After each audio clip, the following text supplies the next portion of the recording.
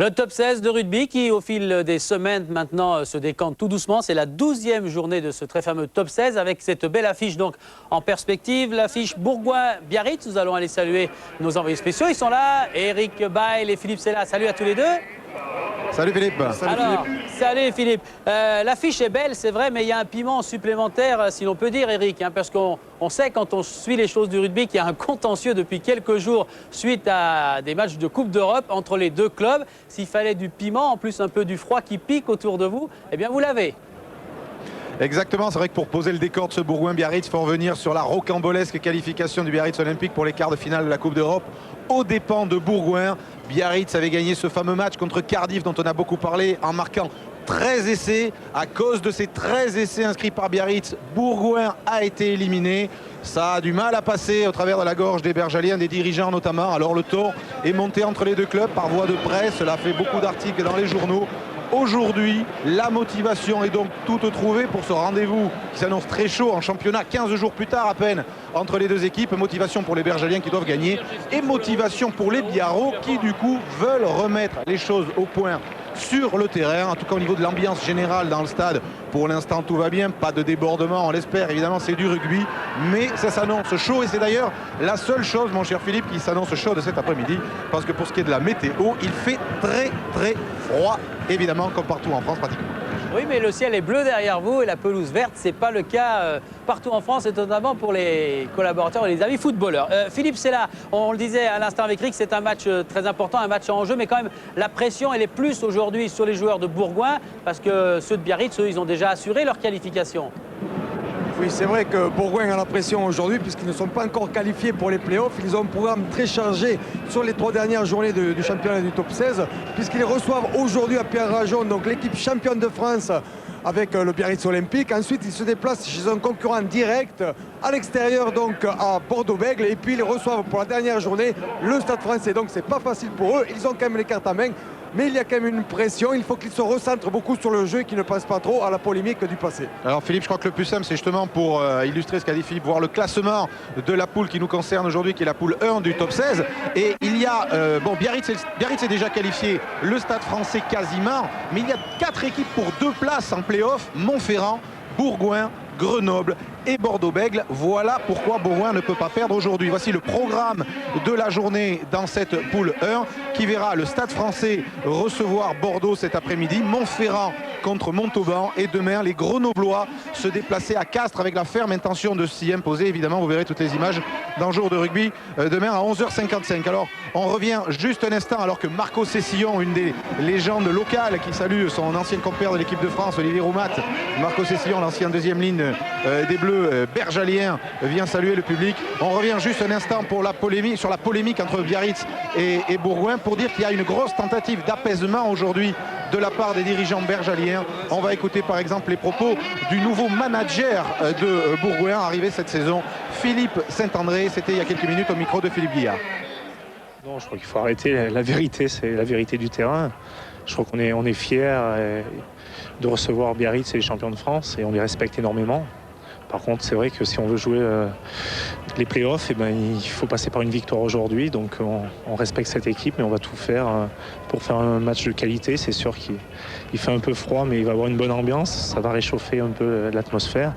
J'espère surtout qu'on va avoir un beau match, bien discipliné, entre 2 belles équipes, et de voir du beau rugby. Et bien sûr, la cerise sur le gâteau serait une victoire du CSBJ cet après-midi. Merci. En tout cas, une chose est sûre, Philippe Bernatsal et ses partenaires du Biarritz Olympique sont attendus chaudement, Philippe, par le public qu'on connaît bien à Bourgoin et qui est motivé par l'occasion. Oui, il y a un public qui vient toujours très nombreux, le stade est tout plein ici. Il va y avoir beaucoup de bruit aujourd'hui, mais il y aura aussi du respect, je pense, puisque le public de Bourgoin est très respectueux. On l'a vu se déplacer un petit peu partout, mais il sera derrière son équipe, c'est sûr. Alors l'équipe, elle n'est pas derrière le public. Si, justement, elle est derrière le public pour s'échauffer. Les Bergaliens ne sont pas venus sur la pelouse principale devant les supporters, mais sont allés derrière la tribune se préparer tranquillement sous les ordres de leurs entraîneurs avec l'état Saigne et Touré.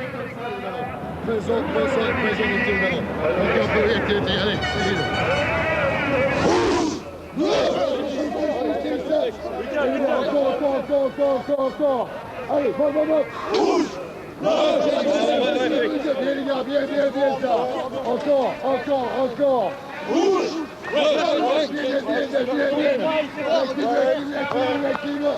On va faire maintenant un petit tour dans le vestiaire Biarro, vestiaire particulier ici à Bourgoin pour les visiteurs, Philippe. Oui, parce qu'il est très étroit, comme vous pouvez le voir. Alors il va y avoir bien sûr un nouveau stade dans l'avenir ici à Bourgoin avec des grands vestiaires, tout sera aménagé, mais il y a encore aujourd'hui ces petits vestiaires où il reste bien au chaud avec le bonnet là, Philippe Bernatsal, tout le monde se prépare. C'est vrai que là on est vite rentré dans le match quand on rentre dans ces vestiaires-là. Allez, nous on va encore mieux rentrer dans le match en vous proposant la composition de ces deux équipes. Bourgoin-Jallieu, le CSBJ, voici la première ligne avec Federico Pucciarello, pilier droit, Noël Curnier au talonnage et Olivier Milou, pilier gauche. La deuxième ligne, Lionel Nallet, le capitaine international, avec le jeune Pascal Papé et quelques encouragements. Troisième ligne centre, Pierre Raski, international numéro 7, Sébastien Chabal, le jeune Julien Bonner, numéro 6. En troisième ligne, il y a Sébastien Chabal qui a une carte importante pour jouer avec l'équipe de France cette année. La charnière, Michael Forest, demi de mêlée, Alexandre Péclier, demi d'ouverture. Oui, le numéro 10, Péclier, c'est le deuxième meilleur réalisateur du championnat de France. Il doit peser dans le jeu des trois quarts de son équipe s'il veut faire avancer donc son équipe et les faire gagner. Au centre, on retrouve un ancien bergalien, mais aussi briviste et parisien, David Venditti, aux côtés du néo-zélandais Glenn Davis. Aux ailes de Bourgoin-Jallieu, le Fidjien Eremodo Tunui et l'international A, Jean-François Cooks. L'arrière sera tenu par le frère du demi de mêlée, Anthony Forest. Voici pour le 15 de départ de Bourgoin. Bourgoin entraîné par Laurent Seigne, Francis Letta et l'Australien Grant Douré, les remplaçants. Ils sont 5 chez les avants, Perron, Mazet, Caillé, Bias et Judy. 2 chez les trois quarts, puisque Norm Berryman ici à gauche finalement n'est pas dans le groupe. Bonnet le demi de mêlée et Boyer qui peut jouer demi d'ouverture ou arrière. La composition maintenant, alors que le ton monte, l'ambiance chauffe dans les tribunes du stade Pierre Rajon. La composition des champions de France en titre, alors que les Bergaliens reviennent de leur échauffement et vont bientôt revenir d'abord un peu dans les vestiaires avant de ressortir sur la tribune. Ils passent au milieu du public, c'est fort pour eux, ils ont là des encouragements avant d'affronter le Biarritz Olympique. Pilier droit, Denis Avril au talonnage, capitaine Jean-Michel Gonzalez, pilier gauche au Poulet Auto. Oui, ils ont mis du lourd la première ligne avec notamment le retour de Poulet Auto, qui est un joueur de base notamment pour le jeu groupé pénétrant de Biarritz Olympique. La deuxième ligne aujourd'hui avec Jean-Philippe Versailles et David Cousinet, que Bernard Laporte a appelé dans le groupe de l'équipe de France en vue du match contre l'Angleterre. À la troisième ligne, on va retrouver l'international Serge Petsen avec Thomas Lièvremont en numéro 8 et le Roumain Ovidiu Tonita numéro 7. La charnière, Julien Peyrolong à l'ouverture et un tout jeune joueur, Laurent Mazas, l'auteur du drop victorieux. Laurent Mazas joue aujourd'hui demi de mêlée car Dimitri Yachvili a été laissé au repos. Il est légèrement blessé mais se remet en vue du rassemblement de l'équipe de France. On enchaîne avec les centres. Au centre aujourd'hui, 2 jeunes joueurs français, Guillaume Boussès et Pavebon. Les noms c'est l'inverse. Ouais. Boussès à droite de votre écran et Cassin à gauche. Pour Guillaume Boussès, c'est le joueur à surveiller cet après-midi. Il a participé au dernier stage de l'équipe de France. C'est le jeune talent du Biarritz Olympique qui monte. Les ailiers, vous les connaissez bien, vous êtes habitués à voir Philippe Bernatsal et Philippe Pidavé. Et à l'arrière, Nicolas Brusque, légèrement touché, lui aussi resté à Biarritz. Et c'est le jeune Michael Echeverria qui portera le numéro 15 de cette équipe de Biarritz avec un scoop tout de suite. Un nouvel entraîneur pour le Biarritz Olympique, Alain Lorieux. Non, c'est juste pour rigoler aux côtés de ses vieux complices de l'équipe de France, Lagisquet, Rodriguez, Olivier Ried, le préparateur physique. Philippe Sella a joué évidemment avec Alain Lorieux qui est venu en voisin ici pour soutenir non pas Biarritz mais pour voir le match tout simplement. Roumat, Soukaz, Minassian, Meigneux et Campo sont les remplaçants, 5 avant là aussi. Et pour les trois quarts, le tout jeune Julien Dupuis et l'Australien Marc Stermina. Voilà pour les acteurs de ce match, les 2 présidents, Pierre Martinet de Bourgoin, Marcel Martin de Biarritz, qui se sont opposés par voie de presse, seront côte à côte dans la tribune officielle. On a enterré entre guillemets la hache de guerre bien dans les habitudes du rugby et on suit maintenant la sortie du Biarritz Olympique avec les quelques sifflets prévisibles du public de Bourgoin et une cinquantaine de supporters de Biarritz qui ont fait quand même 10 heures de bus pour venir soutenir Serge Betsen et les siens sur la pelouse de Pierre Rajon. On va suivre maintenant le petit couloir avec les Bergaliens.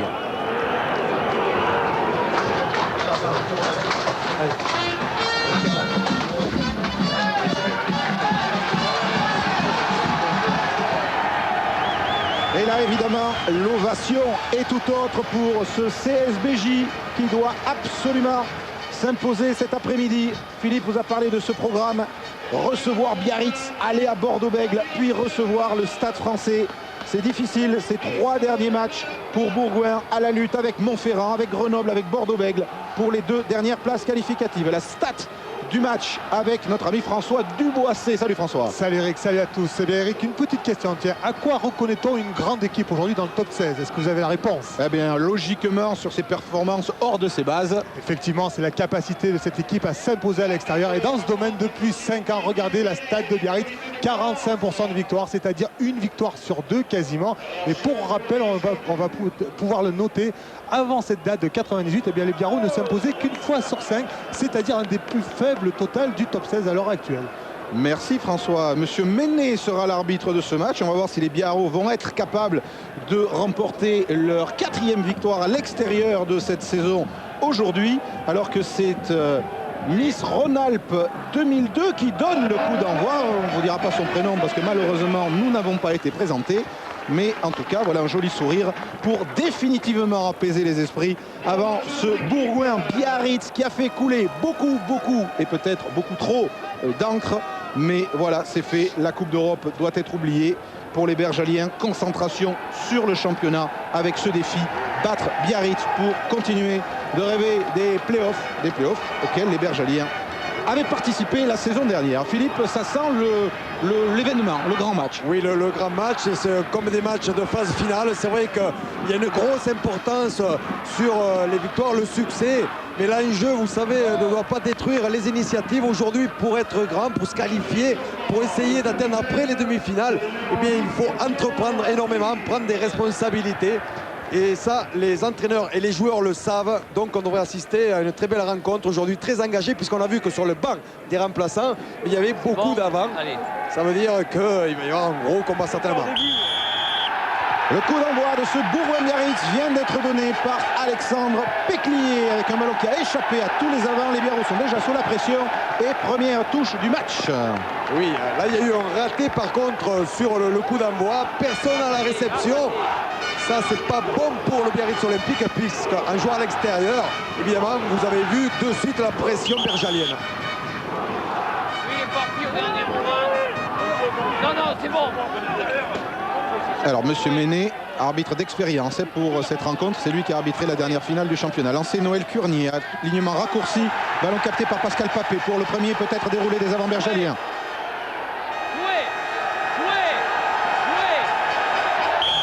Première épreuve de force et première pénalité contre le Biarritz Olympique. Hors-jeu du 8 rouge.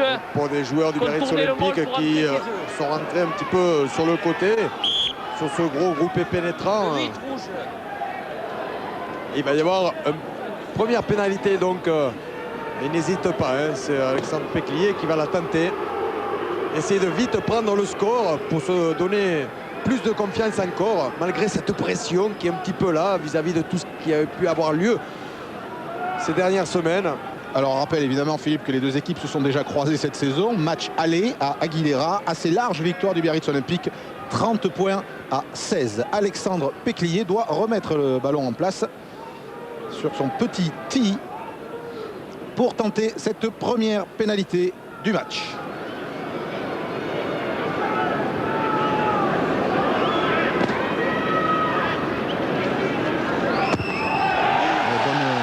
Et voilà, Bourgoin n'a pas traîné et ouvre le score sur la première action. Quasiment pénalité d'Alexandre Péclier. Bourgoin 3, Biarritz 0.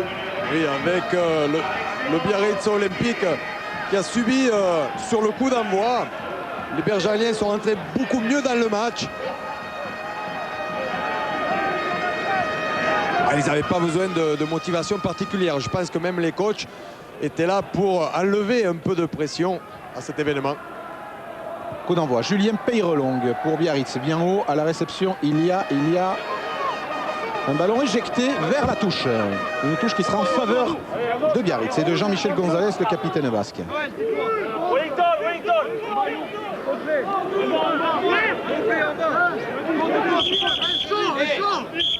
terminé ça, hein. Le nombre, vous ne changez plus. Allez, jouez. Alignement légèrement raccourci par les Biarros avec Tonita qui est parti dans la ligne avec Betsen. Lancé Gonzalez, il va viser et trouver Versailles. Non, il a lobé ici. Belle déviation. Mazas. Mazas Peyrelong. Peyrelong sauté pour le jeune Guillaume Boussès qui prend l'intérieur. Attention, Boussès, toujours difficile à attraper. C'est fait par Raski. Libération de Biarrot. Charge de Versailles. Soutien de Poulet Auto à une trentaine de mètres de l'embut Berjalier avec un molle de Biarritz. Ballon échappé, mais pas dans l'avant. Récupération de Bourgoin avec Papé, le deuxième ligne. Forest. Petit en avant. Petit en avant sur cette libération. En fait, les joueurs veulent jouer d'une manière très rapide et donc il y a des excès de précipitation comme ici où il y avait eu une très bonne organisation dans un premier temps du groupe pénétrant Biarrot et puis ballon perdu et vous avez vu que ça repart de suite de l'autre côté. Flexion stop, entrée. Allez. Introduction. Laurent Mazas. Lié. Mazas avec Boussès. Thomas Lièvremont, Mazas encore. Rock. Bernassal en position de demi-mêlée.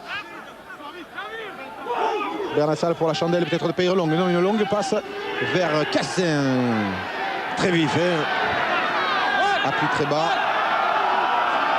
Le soutien était un peu en retard. Ballon récupération bergalienne avec un contre immédiat amené par Péclier. Péclier sur l'aile Tony. Monsieur Méné a vu même avant de passe. En avant de passe. Entre le demi d'ouverture, Bergalien et son ailier fidjien. Vous voyez comme sur chaque ballon de récupération, les ballons sont joués immédiatement, écartés pour jouer dans les intervalles le plus impossible des impacts. On a bien vu là d'avant sur le ralenti que nous a proposé Laurent Donne. Introduction Laurent Mazas. Départ de Lièvremont, Mazas, Peyrelong. Peyrelong sauté pour Boussès. Boussès avec Bidabé maintenant. Philippe Bidabé. Échappe au plaquage de Davis, il est mis au sol sur la ligne des 50. Il y a des petites passes un peu trop en arrière, ça ralentit le mouvement. Non, derrière. C'est une mêlée ouverte. Ballon Biarrot encore avec Cousinet. Cousinet préfère charger. Les Biarrot qui ont la main sur le ballon depuis 2-3 minutes. Il était tombé sur un allée aussi, un costaud en face. Bidabé. Echeverria, bien pris. Et les Biarrot qui conservent le ballon avec Mazas en position de demi-ouverture, mais... Hors-jeu sur la mêlée spontanée. Pénalité pour Biarritz. Oui, c'est un match où il y a eu quelques ballons qui sont tombés. Et donc attention aux deux équipes et de mieux conserver le ballon pour amener plus de danger dans les défenses adverses. Surtout que les deux équipes, on l'a vu, essaient de jouer rapidement sur ces récupérations. Philippe a 15 jours d'Angleterre-France, en l'absence de Brusque et de Yachvili côté Biarrot qui soigne ou qui se repose. On aura un œil sur Sébastien Chabal, le troisième ligne de Bourgoin, et côté Biarrot sur Betsen et sur Cousinet et Boussès qui ont été appelés dans le groupe France et qui sera réuni demain à Paris pour un lundi sérieux, un lundi de travail en vue du début du tournoi. C'est Laurent Mazas qui est chargé de buter aujourd'hui en l'absence de Dimitri Yachvili, justement, le buteur attitré de cette équipe Biarrot depuis le début de la saison.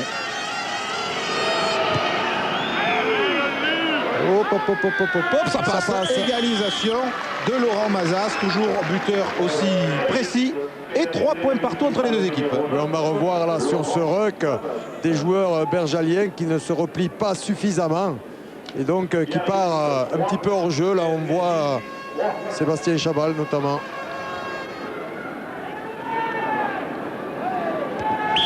Hop, on est parti. Oh, ça c'est des petites erreurs.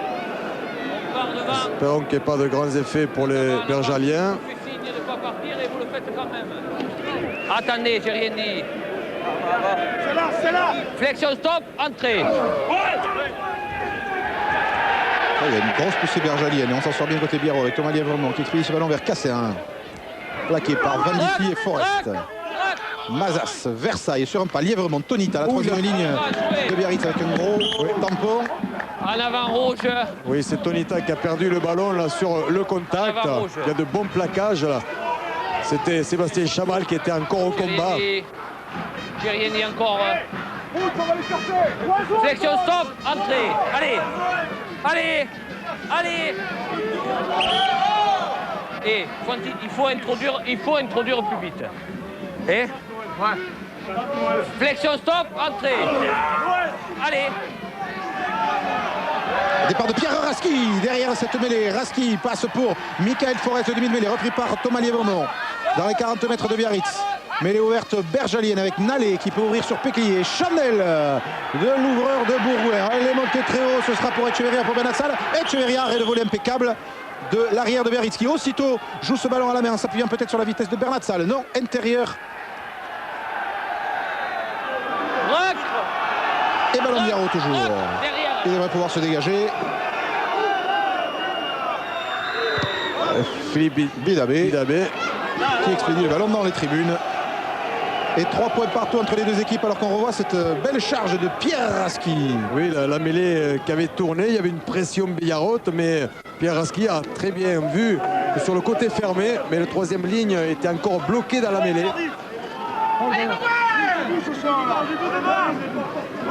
Très bon état d'esprit du combat, de la vivacité. Entre les deux équipes sur le terrain, on se doutait qu'on allait se la jouer à la loyale dans ce match avec une prise de balle du jeune Julien Bonner, numéro 6 de l'équipe de Bourgoin.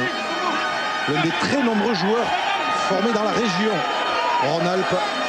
Il y a beaucoup de jeunes ici là, qui font le bonheur des différents clubs. Forest, Péclier, coup de pied, loin, peut-être un peu long, trop long, directement en touche. Ah, il était bien tendu, mais un peu trop long. Un joueur qui va peut-être prendre la première place aujourd'hui des meilleurs réalisateurs, en l'absence notamment de Yachvili. Et de Diego Dominguez qui est blessé aussi, qui ne jouera pas avec Paris contre Bordeaux-Bègles. Pierre Raski, c'est un gros plan.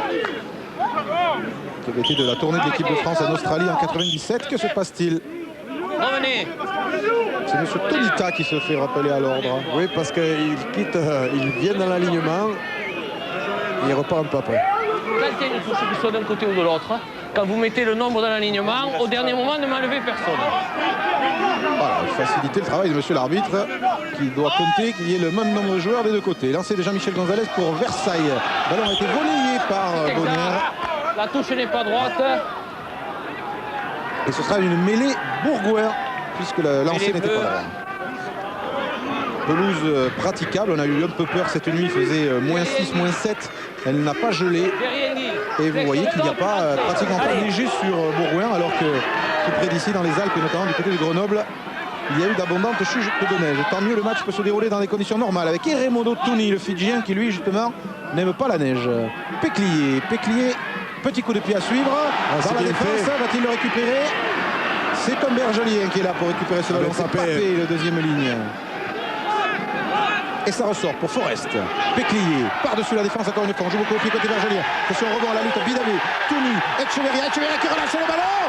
Et finalement, personne n'a pu aplatir Bidabé par miracle qui le récupère et qui gagne du terrain pour le Biarritz Olympique. C'est l'action la plus chaude depuis le début du match. On la verra au ralenti dans quelques minutes. On suit d'abord Tonita. Et le dégagement de Julien Peyrelong, le demi d'ouverture de Biarritz qui trouve la touche. Et nous, on va trouver le temps de revoir cette action chaude. Oui, avec un ballon capricieux là. C'est Echeverria qui n'arrive pas à capter ce ballon. Derrière, il le lâche évidemment parce qu'il est au sol. Mais même Touni qui est juste derrière, il n'a pratiquement qu'à le prendre. Mais il est déséquilibré, il ne peut pas le récupérer. C'est finalement Bidabé par ses crochets qui s'en sort très bien. C'était la première occasion d'essai du match. 3 partout entre Bourgoin et Biarritz après 11 minutes de jeu. Sauter les poulets autour en gros plan ici.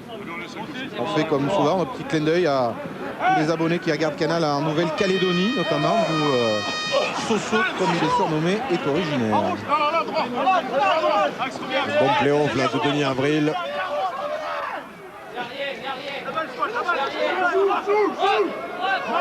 Mazas. Peyrelong pour Kassem. Kassem Boussès. Ah, c'est parti un peu en travers, ils n'ont pas pu redresser les 3 quarts Biarro. Récupération de Bourgoin. Gagné par Bourgoin. Éjecté là-bas pour la passe de Cournier en avant. Oui. Juste, mais il y a un petit en avant. Attention à ses soutiens un peu trop à plat. Ça fait 2 fois là. Alors que ce sont des coups gagnants. On va revoir là. Et un Ce blessé petit côté en de avant. Berjalien. Je me demande si c'est pas Sébastien Chabal d'ailleurs. C'est Ouais. Chabal qui est au sol. Sébastien Chabal, tiens un petit clin d'œil le temps qu'il se soigne à l'infirmerie des deux côtés. Il y a un grand absent côté Bourgoin qui est le deuxième ligne, Gérald Orsoni. Et côté Biarro, on vous a déjà parlé de Yashvili de Brusque. Il y a l'Australien Jacques Isaac qui est en train de revenir. Et le troisième ligne, Christophe Miller, qui se soigne. Lui aussi, il a eu un début d'année particulièrement chargé et un petit peu de mal à revenir de blessure. Après notamment le match contre Cardiff, il avait pris un coup à l'épaule. J'ai rien dit encore. C'est une introduction. Mazas. Section top, entrée. Allez.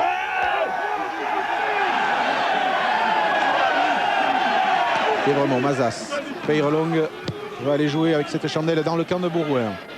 Touni, Cassin est parti. Casser, c'est pour Raymond de Touni, impeccable sous ce ballon haut. Il a bien protégé son ballon. Péclier dans les bras d'Echeverria. Oh, ça peut être dangereux ça, parce que Echeverria va taper à suivre. Non, on va zigzaguer, slalom au milieu des joueurs de Bourgoin. Mêlée ouverte. Tonita expédie le ballon vers Denis Abril, le pilier droit. Peyrelong maintenant, qui s'engage bien dans la défense. Il est mis au sol par le package de Curnier notamment. Oui, mais il a perdu le ballon. Récupération. Berjalien et le contre. Avec Forest, l'arrière. Puis Papé maintenant. Michael Forest, Péclier, extérieur du monde. Voici avec Chabal qui est servi. Chabal pour Raymond de Touni en position de débordement. Touni qui roche intérieur. Il est pris par deux défenseurs de Biarritz. Bonne libération du ballon. Et l'action va pouvoir rebondir avec Péclier. Michael Forest lance d'aller sur la ligne des 22 mètres de Biarritz. Pénalité. Le 5 joue au sol volontairement Quelle action. en tant que plaqueur. Quelle action de Bourgoin. Il y a beaucoup de rythme, de volonté dans toutes les charges des différents joueurs. Et le 5 vient jouer au sol en tant que plaqueur. Il faut une faute là de Jean-Philippe Versailles au sol pour bloquer le mouvement. Mais les défenses sont bien organisées de part et d'autre. Il n'y a pas d'essai parce que bon, il y a toujours une organisation parfaite de chaque côté. Mais attention, depuis le début du match, François nous le dira certainement, il y a des ballons qui se perdent en route. Alexandre Péclier, sa deuxième tentative de l'après-midi. Elle passe entre les perches et Bourgoin reprend l'avantage. 6 points à 3. Donc on va revoir la tentative. Oui, Philippe. Ah, il y a peut-être de l'image. Ah, là, vas-y, hein. Vas-y. Non, je suis avec Laurent Seigne, première petite intervention. Laurent, beaucoup de ballons récupérés. Ça, c'est bien pour le début du match quand même, pour vous. Oui, c'est clair que c'est intéressant, mais de notre côté, on est assez fébrile. Je pense qu'il y avait la place pour marquer un essai, on n'a pas su le mettre. J'espère qu'il ne nous manquera pas au final. Merci Laurent. Laurent Seigne qui fait partie de l'armada briviste qui est venu renforcer Bourgoin cette saison avec Patrick Sébastien qui est vice-président, avec Bernard Faure, le préparateur physique, avec Restez Francis debout. Letta, Restez notre debout. entraîneur Restez chargé des trois Restez quarts. debout. Et puis un certain nombre de joueurs passés par les couleurs noires et blanches de Brive. Allez. Introduction de Mazas. Virement, Mazas Peyrelong. Peyrelong combine avec Boussès qui était attendu par Péclier. Et les Bergaliens sont en train de progresser sans pour autant avoir récupéré le ballon. Qui va ressortir pour Biarritz avec Peyrelong qui va aller envoyer ce ballon là-bas dans les 22 mètres. Berjalien, Anthony Forest le premier et l'arrière de CHBJ réplique par une nouvelle chandelle. Long coup de pied dans les bras de Bidabé. Thomas Libremont stoppé par Papé. Beaucoup de rythme d'engagement depuis le début du match. Oui, il y a de gros défenseurs du côté de Bourgoin. Beaucoup de gros Progression bleue plaqueurs. sur le plaquage. Oui, François. Juste pour revenir sur les ballons de ballon de récupération, Savoie. on vient de le dire tout à l'heure, Laurent Seigne peut être satisfait. 4 ballons de récupération pour l'instant pour les Bergaliens, un seul pour les Biarros. Mais ce qu'on peut ajouter, c'est qu'à chaque fois, ils ont été repris dans les regroupements. Donc sans doute un signe d'agressivité supplémentaire de la part des Bergaliens. Production Michael Forest. Chahuté un peu quand même le pack. Péclier. Davis. Davis avec Anthony Forest. Bon plaquage de Casser. On garde le ballon. Un ballon gardé On au sol. garde le ballon au sol. On voit le geste de monsieur Menet. Le 15. Mais le 15 est bienvenu là dans l'intervalle. Et Jean-Emmanuel Cassin a bien glissé pour venir le plaquer sèchement. On voit de beaux gestes techniques, même défensifs, c'est à noter. Et Laurent Mazas va trouver la touche dans le camp Biarro avec un lancer à suivre Juste une, François. une nouvelle info avec la possession et l'occupation qui est assez particulière. Regardez, c'est sur les Biarros qui ont le ballon jusqu'à présent, mais ils jouent quasiment systématiquement dans leur camp. C'est-à-dire qu'ils reculent encore une fois sous l'agressivité des Bergeliens. C'est Gonzalez qui a trouvé Versailles où Tonita lancé, bien pris par Papé et Curnier.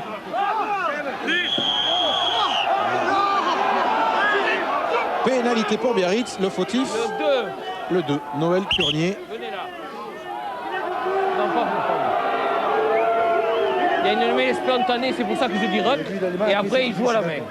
Lui, le 2, il n'arbitre pas. D'accord? Il parle. Bon, des petites explications pour que ça se passe toujours dans un bon état d'esprit. En fait, on peut jouer le ballon, hein, mais dès qu'il y a un joueur au sol, 2 joueurs au sol, mais ensuite, dès qu'une mêlée spontanée se met en place, il ne faut plus le jouer, plus du tout. Président de Biarritz. Alors que Serge Blanco, le président de la Ligue, lui suit ce match devant les écrans de Canal+. Il n'avait pas prévu de longue date de se déplacer ici à Bourgoin. Prise de balle de Cousinet, 6-3 pour Bourgoin, les Biarros tout près de la ligne bergalienne. Et maintenant avec ce ballon qui sort pour Mazas avec Peyrelong. Et maintenant Peyrelong qui lance Cassin là-bas de Jean-Emmanuel Cassin qui avait pratiquement la voie ouverte vers la mute. Oui, apparemment, il avait pris l'intervalle suite à la combi sous l'œil de Marco Cessillon. Qui joue toujours, oui, il joue toujours dans la petite équipe de Beau Repère. Bon, il avait pris l'intervalle là, hein, à l'intérieur de David Venditti. Belle combinaison, mais bon, qui n'a pas abouti hein, avec ce ballon qui est tombé. Forest pour le dégagement de Péclier en touche avec le rebond. Je vous rappelle les 2 derniers résultats des 2 équipes. Donc le dimanche dernier, Bourgoin a perdu le derby de l'Isère à Grenoble, 17-5, pendant que Biarritz dominait assez nettement le Stade français, 22 points à 5. Biarritz qualifié pour les playoffs. Bourgoin à la recherche de cette qualification. Mazas, Peyrelong, Guillaume Boussès, Etcheverria. Et ça repart. Grand champ côté Biarros. Mazas. Oh la jolie passe. Un peu dans les chaussettes de Cassin quand même. Thomas Lièvremont pour récupérer le ballon. Sous la pression de 2-3 Bergalières. Peyrelong. C'est parce qu'ils attaquent en reculant. Ouais. Tonita, lui, est perforant. Attention, ce ballon qui va revenir dans les mains de Bourgoin avec un avantage. Ça profite aux Bergaliennes de Pierre Araski. Tout près des 22 mètres. Ballon qui sort pour Michael Forest. Péclier va tenter le drop. Le drop d'Alexandre Péclier qui va passer assez nettement à droite.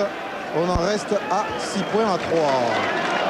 Oui, grosse pression toujours collective et de la part de tous les Bergaliens. Alors qu'on revoit la tentative de drop qui passe à droite des poteaux. Juste une explication, hein, Philippe, pour tous nos abonnés non anglophones. Ils entendent M. Méné répéter ruck, ruck, ruck. C'est donc mêlée ouverte, évidemment, la traduction. Et cela permet de prévenir les joueurs pour ne pas qu'ils aillent en position de hors-jeu. Essayer de grappiller le ballon que possède l'adversaire. Voici une mêlée ouverte. Forest, côté fermé, petit coup de pied à suivre sur l'aile de Touni. Etcheverria, le premier, sort en touche prudemment, mais... 6 rouge. Ah, Retard de la sortie du ballon. Pénalisé par M. Méné. Jeu au sol, voilà, vous avez entendu peut-être. Ça fait 3. Trop de fautes, dit Laurent Rodriguez à ses joueurs. Trop de fautes pour avoir une meilleure maîtrise du ballon. Jouer chez l'adversaire aussi, parce que par toutes ces fautes, c'est Bourgoin qui contre-attaque, qui relance le jeu en permanence, qui vient jouer dans le camp du Biarritz Olympique. Et nouvelle pénalité offerte, il est loin, hein, à Péclier. Pour l'instant, 2 sur 2 pour le buteur de Bourgoin, qui, comme on vous le disait, est régulièrement ces dernières saisons en tête du classement des meilleurs réalisateurs dans le championnat. Coup de pied tendu, qui est pas mal, et qui passe. 9 points à 3 pour Bourgoin, qui a besoin d'un bon buteur, en forme aujourd'hui. Oui, avec Laurent Rodriguez long. Un début un petit peu difficile hein, pour Biarritz. Oui, mais on perd surtout des ballons. Quoi. Je crois qu'on a dû perdre 5 ou 6 ballons déjà. 16 ballons. 16 ballons, mais je parlais des regroupements et je pensais à un joueur en particulier qui lui tout seul en a manqué, en a perdu 4 ou 5. Bon, c'est regrettable, mais bon, on va redresser la situation. Je t'entendais parler tout à l'heure un peu plus de vitesse. C'est vrai que les ballons sortent un peu lentement. Oui, et puis le 10 prend les ballons arrêtés, on ne se lance pas, on ne rentre pas dans le match. Il faut aller beaucoup plus vite que ça. Il faut imposer du rythme. Il n'y a qu'en jouant énormément, en imposant du rythme, qu'on réussira à s'en sortir. Bon, là, on joue petit bras. C'est pas très bon pour l'instant. Merci Laurent. On joue petit bras, dit Laurent Rodriguez, Cousinet. Et Mazas qui prend le trou. Toujours Mazas avec le soutien de Betsen, maintenant tout près des 22 mètres de Bourgoin. Le ballon a été récupéré par les Bergelières. Et la charge de Pascal Papé, Cousinet, le placard le fait tomber le ballon. Pas d'en avant, dit monsieur Menet. Et le jeu se poursuit avec Chabal, Sébastien Chabal. Forest, Péclier. Et Betsen est venu le prendre. Il a trouvé du soutien, celui d'Anthony Forest. Passe d'une main qui récupère son frère maintenant. Michael Forest avec Venditti qui expédie le ballon sur l'aile de Cooks là-bas. Jean-François Cooks. Deux ailiers très toniques côté de Bourgoin. C'est Bonner qui s'arrache maintenant, repris par Denis Avril. Et encore les Bergeliers en l'assaut avec Davis, Péclier. Long ballon pour Anthony Forest. Plaqué par Peyrelong, il y avait du monde à l'extérieur. Et oui, rentrer, donner, c'était certainement plus judicieux. Mais bonne séquence bergalienne interrompue par le sifflet de monsieur Menet qui donne mêlée Bourgoin, alors que monsieur Bartinet, le président bergalière, a bien joué le coup. Il est en bonne compagnie dans les tribunes. Avec la jeune Miss, à qui semble-t-il il faut expliquer quelques rudiments des règles du rugby. Oui, oui. Alors, un joueur blessé, côté Bourgoin. Oui. Ça permet de souffler un petit peu. Vous savez que les Biarros, pour venir à Bourgoin, ont fait un peu comme le président de la République et le Premier ministre quand ils se déplacent au même endroit. Ils ne prennent pas le même avion. Vous avez eu les titulaires qui sont partis par un petit avion direct Biarritz-Lyon. Et les remplaçants, ils ont fait Biarritz-Paris, Paris-Lyon. Et ils se sont retrouvés tous à l'hôtel hier soir pour un petit entraînement. On devrait faire pareil. Oui, on devrait faire pareil. Pas toujours facile de déplacer un groupe de 30 éléments. Le 6, le délit de la mêlée avant qu'elle soit terminée. Serge Betsen, s'il continue, va se faire remonter les bretelles par Bernard Laporte demain. Attention. C'est lui qui est sanctionné, Pierre Rasky, qui est capitaine. Aujourd'hui, parfois c'est Lionel Nallet, aujourd'hui c'est Pierre Rasky. Demande évidemment à Alexandre Péclier de la tenter. Encore, on va revoir l'action. Serge Betsen doit rester lié. Alors voilà, le ballon sort. Oui, ça se joue à une fraction de seconde. En fait, il avait le bras encore sur son deuxième ligne, et pas l'épaule. Péclier, 100%. Ça se joue à 3 fois rien.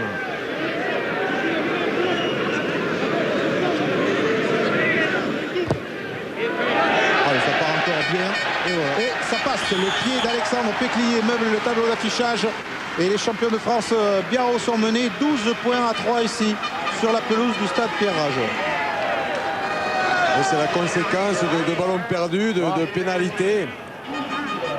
Et Betsen sait que ces 3 points-là sont pour lui. C'est reparti.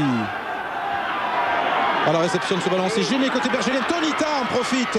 Ovidiu Tonita qui connaît bien la région. Il était à Grenoble la saison dernière. Et voici une pénalité que joue vite Thomas Lièvremont parce que les bergeliens ne sont pas remplacés. Charge de Thomas Lièvremont. Il faut jouer, dit monsieur l'arbitre. Les avants de Biarritz avec Betsen qui vont s'écrouler avec Thomas Lièvremont. Vont-ils s'écrouler derrière la ligne? Et pour s'écrouler, ils s'écroulent. Mais marque-t-il l'essai? Non. On revient ici à l'hors-jeu. Hors-jeu, Bergelière. Non, venez ici. Il y a un hors-jeu ici, il n'y a pas d'essai là-bas. On revient ici. Voilà, vous avez bien entendu monsieur Menet.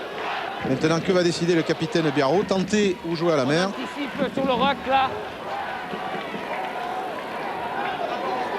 Il y a une petite décision à prendre là, oui, alors oui. que Tonita est en train de faire signe aux soigneurs qu'il s'est donné un coup.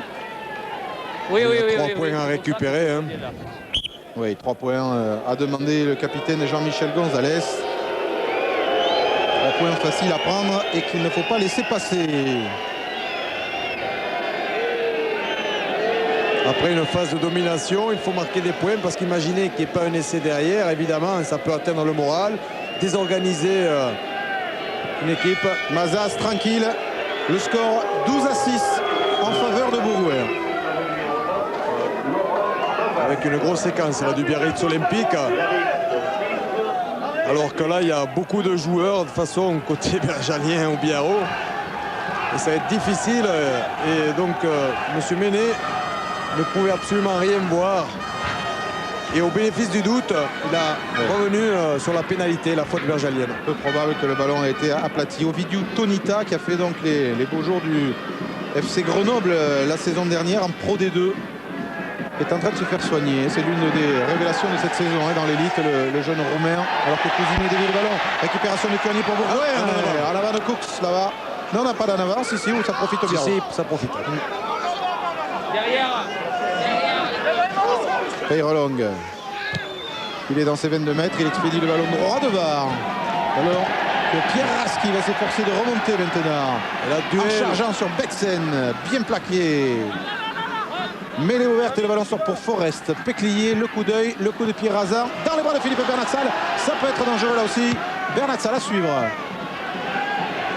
Oui, c'est un coup de pied judicieux, rasant. Oh, il va même trouver la touche. Il trouve même la touche. Dans les 22 mètres de Bourgoin, il y avait 5 Bergaliens à suivre ce ballon.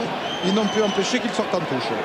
Juste le point sur la défense. Jusqu'à présent, on voit de très belles organisations défensives avec notamment un très gros plaquage de Betsen. Et surtout, derrière les Biarro, ils sont toujours en avance, on va dire, sur le match. Regardez, un seul plaquage manqué, c'est à peu près le même nombre, un peu plus pour Bourgoin. Mais 6 plaquages manqués, c'est pour ça qu'on voit quelques brèches, bien sûr, dans la défense bergalienne.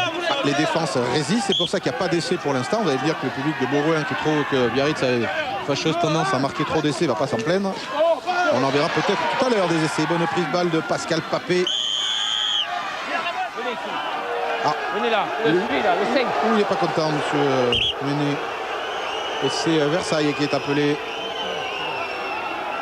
Quand j'arbitre, je ne veux pas qu'on lève les bras au ciel. Et ça fait 10 ans que vous le savez. Ils se connaissent bien. Versailles et monsieur Ménet. Voilà, petit avertissement verbal. En tout cas, la pénalité pour Bourgoin. Et Alexandre Péclier. Beaucoup de pieds. Ramène le jeu légèrement dans le camp de Biarritz. À la demi-heure de jeu, les Biarros sont menés 12-6 sur la pelouse de Bourgoin. Ça ne va pas faire rigoler Laurent Rodriguez.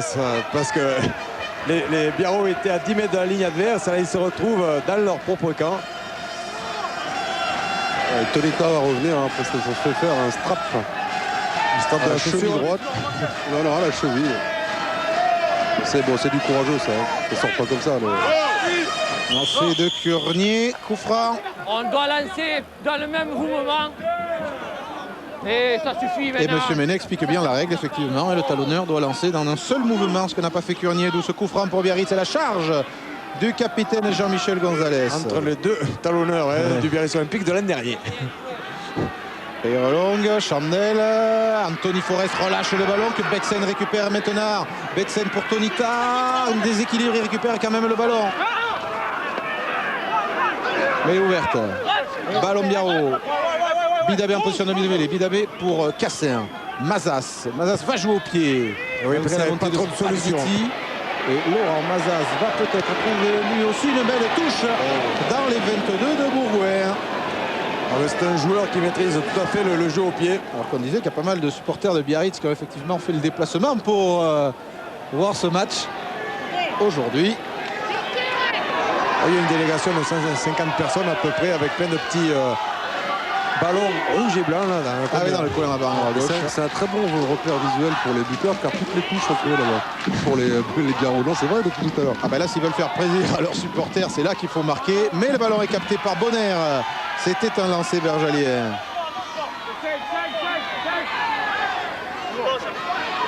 Et le dégagement d'Alexandre Péclier. Tiens, on va demander à Mammouth. Oui, il est tombé sur le toit des tribunes, le ballon. Et Laurent Dom, les gants de Péclier, tiens, puisqu'on est en gros plan sur lui, qu'il est un des rares joueurs, ça devient de moins en moins à la mode, à jouer encore avec des mitaines qui permettent de mieux agripper le ballon, surtout quand les conditions sont un peu difficiles, comme aujourd'hui, terrain humide, ballon glissant. Voici les petites mitaines. Nous aussi, on a des gants, mais pas pour les mêmes raisons. Déviation de Cousinet, Mazas. Peyrelong pour Boussès à hauteur. Boussès qui a pris l'intervalle. Et bien joué. Boussès, il trébuche. Il trouve Cassin à hauteur. Cassin qui rentre dans les 22 mètres de Bourgoin. Pose ce ballon au sol qui échappe à Tonita. Et le contre bergalien avec Tony face à Mazas. C'était une belle offensive des Biarros. Le ballon a été récupéré par Bourgoin. Non, par Et Biarritz. puis par Biarritz maintenant. Thomas Lièvremont, Tonita encore. Ovidiu Tonita, il charge, il est mis au sol à l'entrée des 22 mètres de Bourgoin. Le ballon au sol avec Echeverria. Côté fermé, Betsen, mis au sol par Davis. Ça s'anime bien en cette fin de première période avec Mazas. La charge de sauter les poulets auto, stoppé par Milou. Ballon toujours Biarro. Oui, Mazas. Peyrelong Bidabé. Bidabé qui est extérieur à Guillaume Boussès encore. Boussès tape à suivre pour Bernat Salle qui a peut-être été gêné. C'est Bonner qui a aplati. C'était chaud.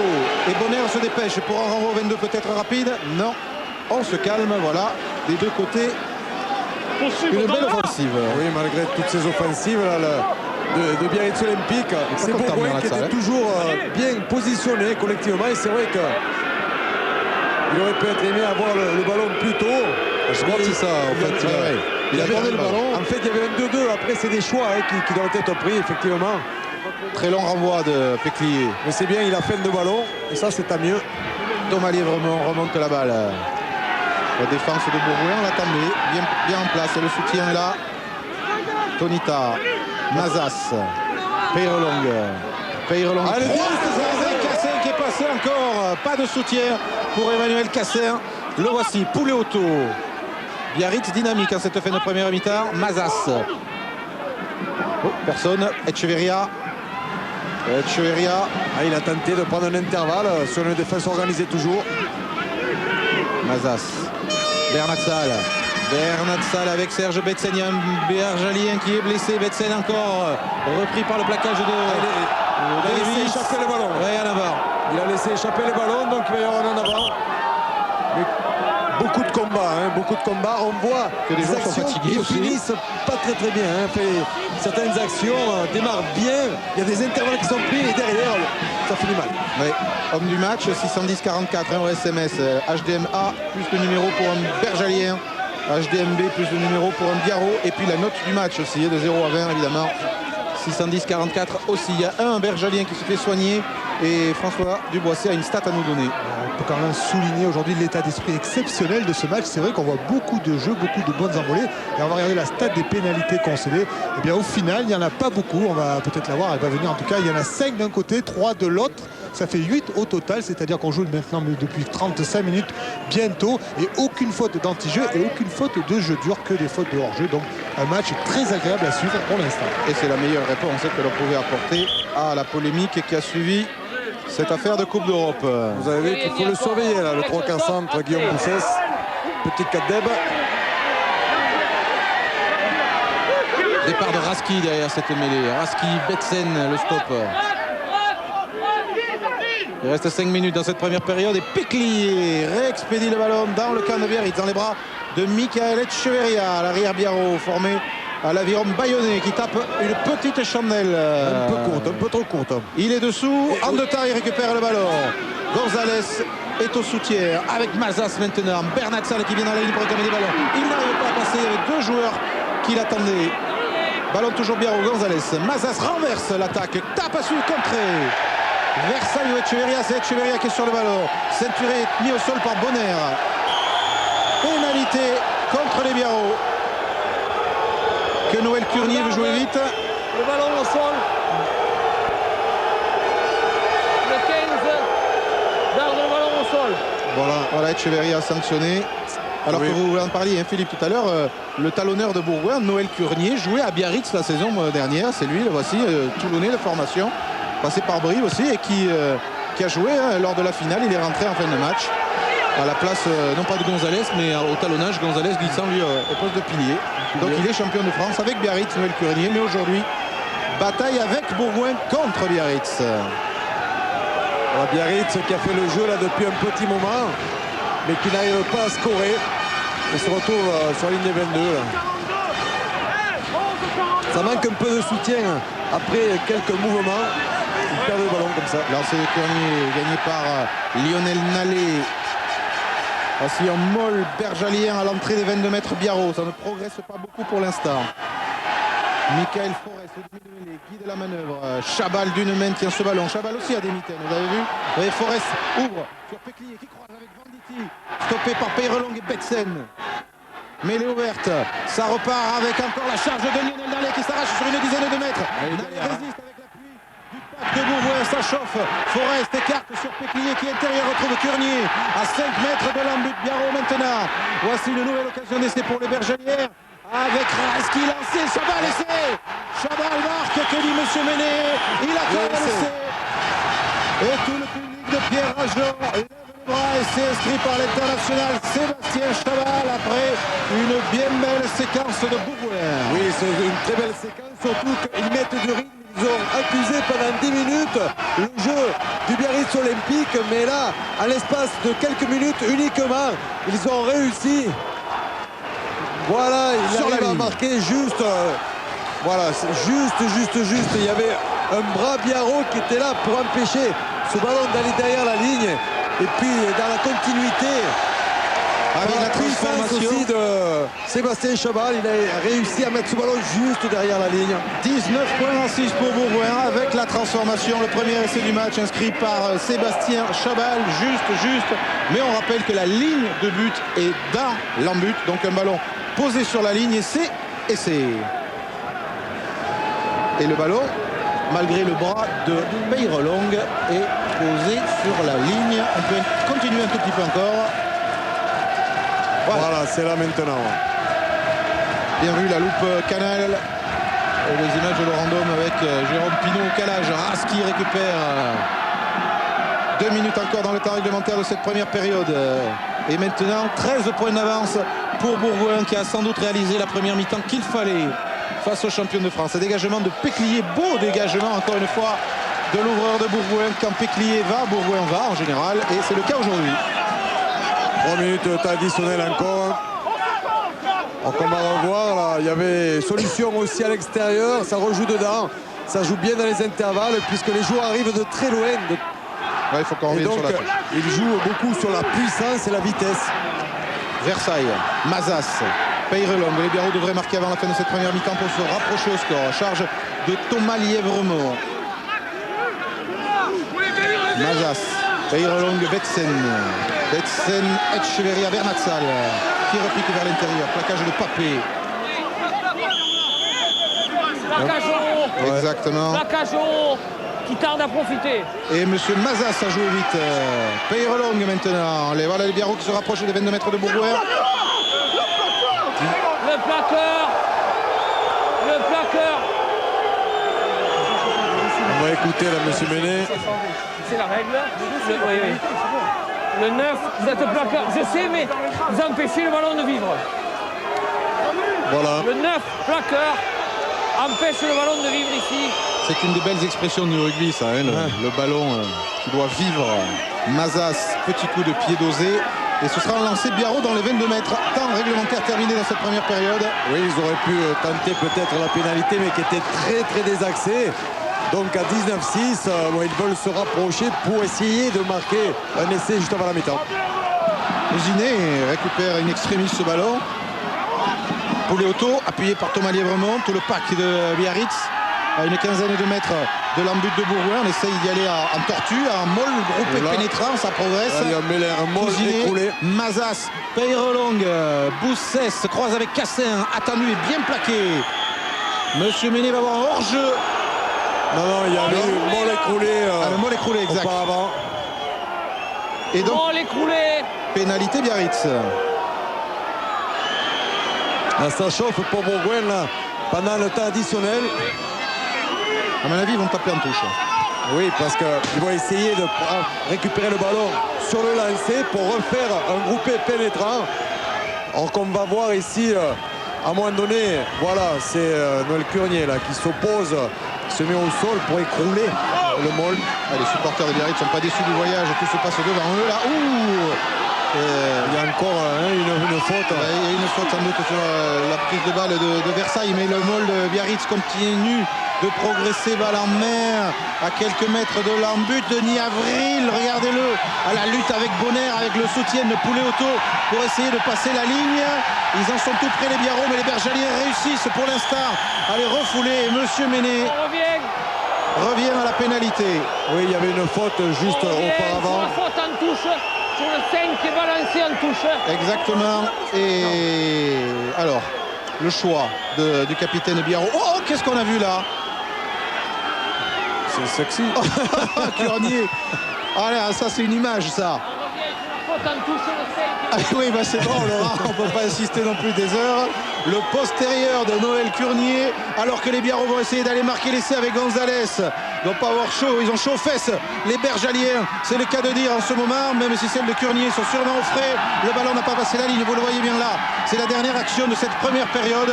13 points de retard pour les Biarros. Vont-ils marquer avec Poulet Auto, avec Tonita, avec Thomas Lièvremont qui s'écroule? Monsieur Méné essaye de voir le ballon. Où est-il? Et c'est en force ou pas?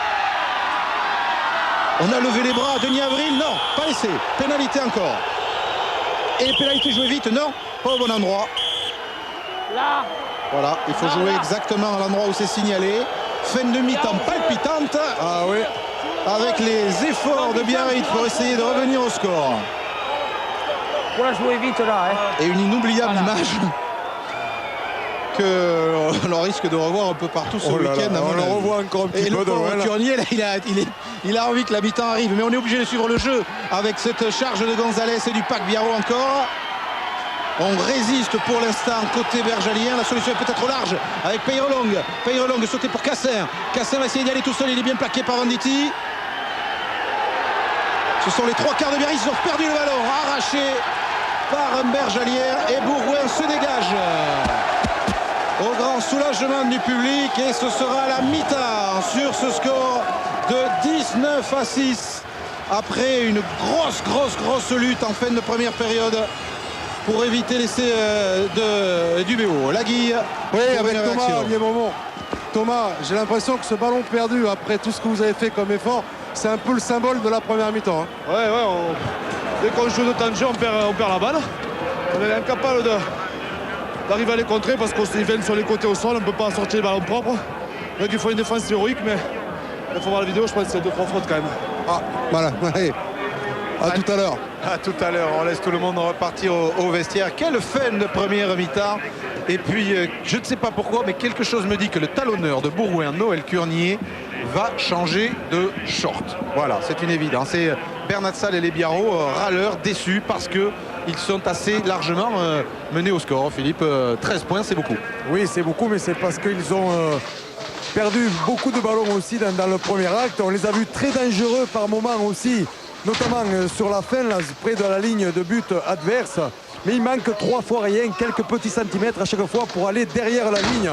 Mais c'est surtout ces premiers ballons, tous ces ballons perdus en route qui ont fait défaut au Biarritz Olympique dans le premier acte. Voilà le score donc ici à Bourgoin, exactement 19-6 pour Bourgoin. À vous Philippe, dans quelques secondes, on se retrouve dans une dizaine de minutes pour la deuxième mi-temps. Parce que c'est la 100e. Dommage qu'on ne soit pas le samedi pour qu'on puisse boire un coup avec vous.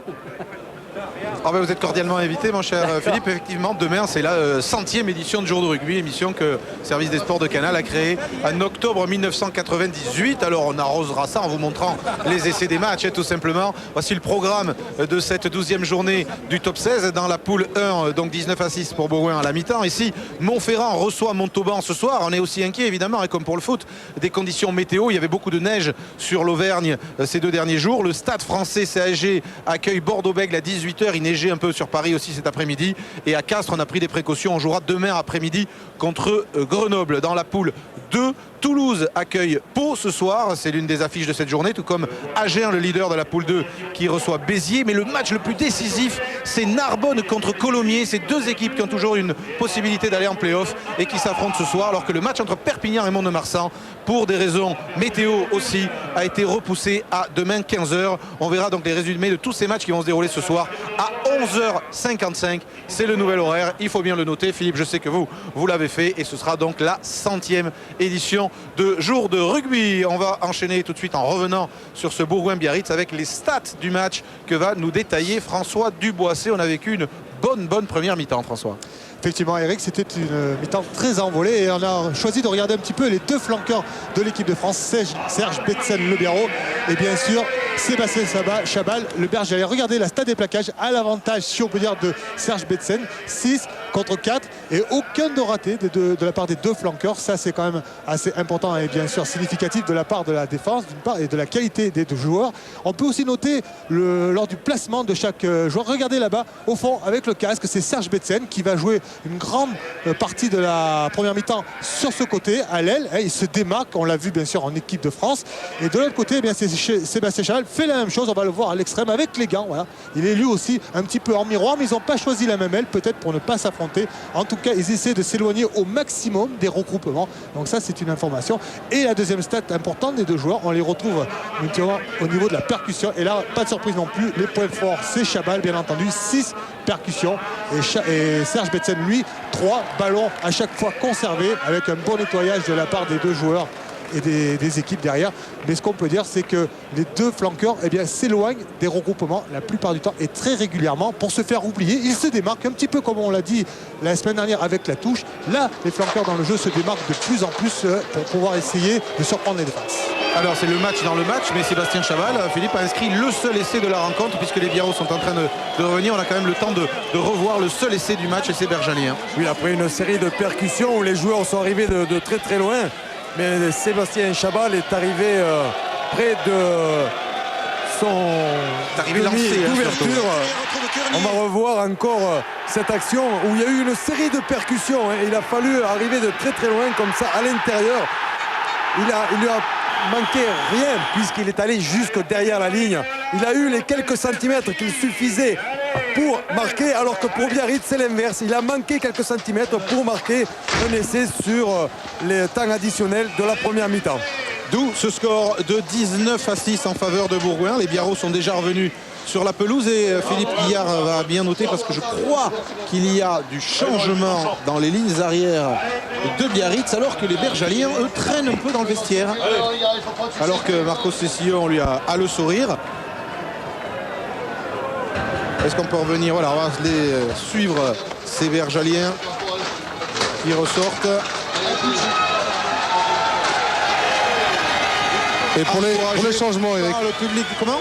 Pour les changements, Eric, oui. Pour le coaching, oui. C'est juste Tcherbina qui est rentré à la place de Cassin, pardon. De Cassin, d'accord. Et puis on va surveiller quoi? On va surveiller évidemment le short de Curnier. Est-ce que vous pensez que Noël Curnier a changé de short?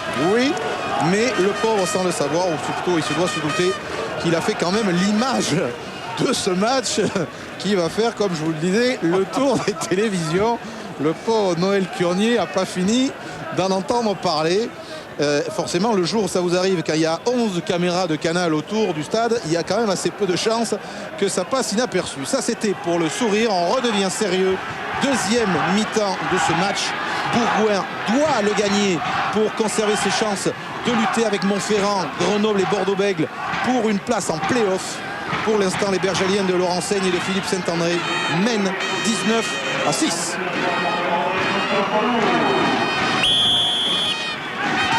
Julien Peyrelong pour le coup d'envoi de cette seconde période qui a échappé à Bonner mais pas d'en avant, ballon Berjalien. Péclier et le dégagement du demi d'ouverture de Bourgoin, loin dans les bras de Michael Echeverria. Chandel. Est-ce qu'il sera dessous? Il va être dessous à la lutte avec ce ballon qui revient pour Tcherbina maintenant qui vient de rentrer côté Biarro. Bernatsal. Tonita. Mazas. Tomaliev en avant. De Tomaliev vraiment qui ne profite pas.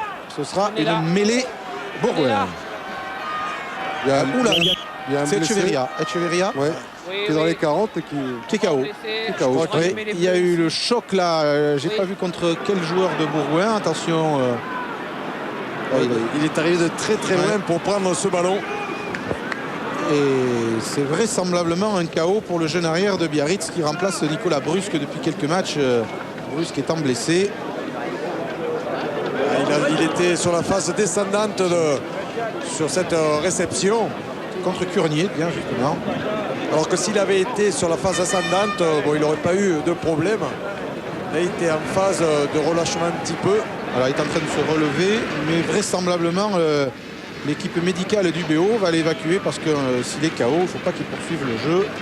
D'abord, s'assurer qu'il a retrouvé ses esprits. Il veut continuer à jouer. Il veut reprendre sa place. Et Laurent Mazas c'est pas d'accord. Hein. Laurent Mazas, expérience, il dit il faut le sortir, KO. Vous savez qu'en rugby, un joueur KO ne doit pas rejouer pendant 3 semaines pour bien récupérer. C'est par exemple ce qui arrive en ce moment à Diego Dominguez. Et là on voit que Echeverria, et c'est Noël Curny que vous avez vu venir lui donner une petite étape amicale, puisqu'il est involontairement à l'origine de sa blessure. Alors, les deux joueurs allaient pour récupérer ce ballon là en l'air. Alors ça va entraîner pas mal de modifications dans l'équipe Biarrot, puisqu'il n'y avait que 2 3/4 remplaçants. Sterbina qui vient de rentrer.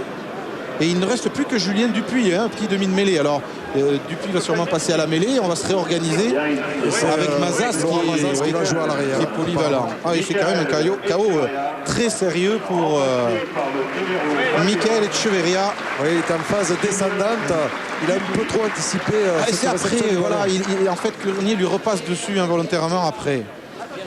Attendez. Et voilà, et puis vient s'excuser. Flexion stop, entrée. Le jeu reprend avec cette mêlée dans les là. 40 mètres, juste à la limite des 40 mètres Biarrot. Raski, Forest contré, en avant. En avant rouge, mêlée bleue. Les Bergaliens qui ont gagné tous leurs matchs à domicile, à l'exception d'un contre Castres, où ils menaient très largement avant de faire un match nul. Et puis à l'extérieur, ils ne sont pas très bons cette saison. Une petite victoire d'1 point à Montauban, c'est tout. Et je vois Philippe Guillard que pas mal de coaching. Il va y avoir du coaching, surtout évidemment à Biarritz. Donc là, Manu Ménieux va rentrer à la place de Peloto et Romat remplace Jean-Philippe Versailles. Voilà. Donc il y a un petit peu de sang neuf dans la mêlée Biarrot. Et évidemment, Julien Dupuis est rentré, comme vous l'avez dit tout à l'heure. Oui, Julien Dupuis qui a à peine 18 ans, le numéro 21. L'introduction de Michael Forest pour Bourgoin. Belle progression du paquet. Michael Forest qui peut alerter Péclier. Péclier intérieur pour Anthony Forest qui a un boulevard devant lui.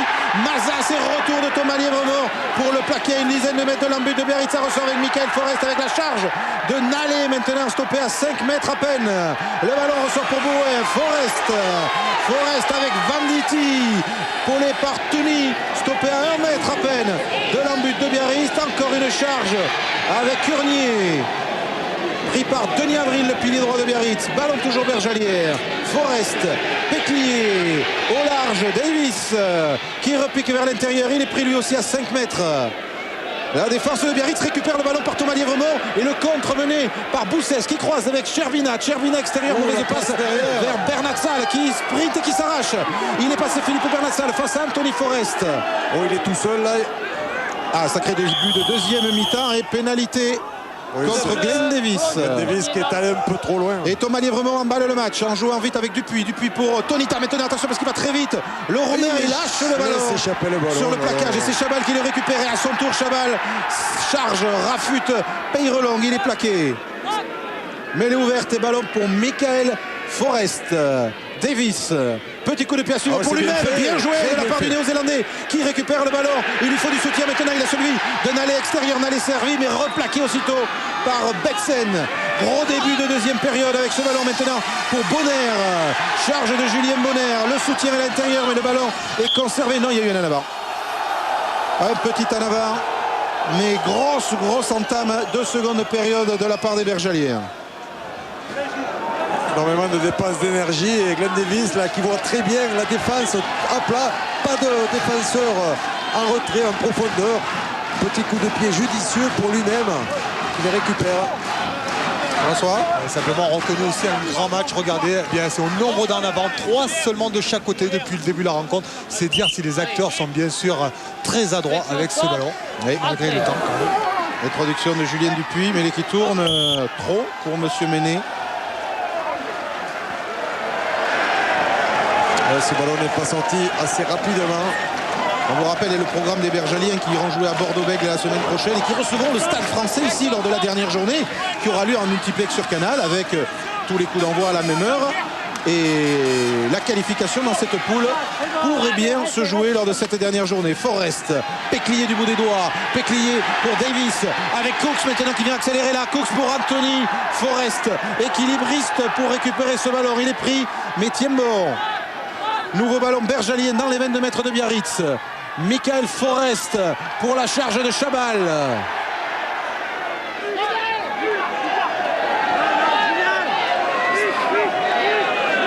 Attends, allez, petit côté ou grand champ. Michael Forest. Ah, il va y avoir un drop. Choisit Péclier, le drop peut-être de Péclier. Le drop de Péclier raté. Assez nettement sur la droite. Et Bidabé va pouvoir là-bas aplatir Pépère dans son embouche. Je ne sais pas si c'est la compagnie des dirigeants de la Ligue, mais Miss Ronald, elle est partie. Hein. Elle a un peu froid peut-être. Bon, j'imagine, mais enfin bon, je me pose des questions. Est-ce qu'on lui a bien expliqué le rugby, ça? À mon avis, c'est plutôt le froid. Ou alors elle avait même rendez-vous, mais elle est savoir. Elle est charmante. Eric. Et c'est un gros plan Marc Cherbina, oui. Oui, avec Laurent Seigne, rapidement. Laurent, est-ce que ça se passe exactement comme tu l'imaginais depuis le début là?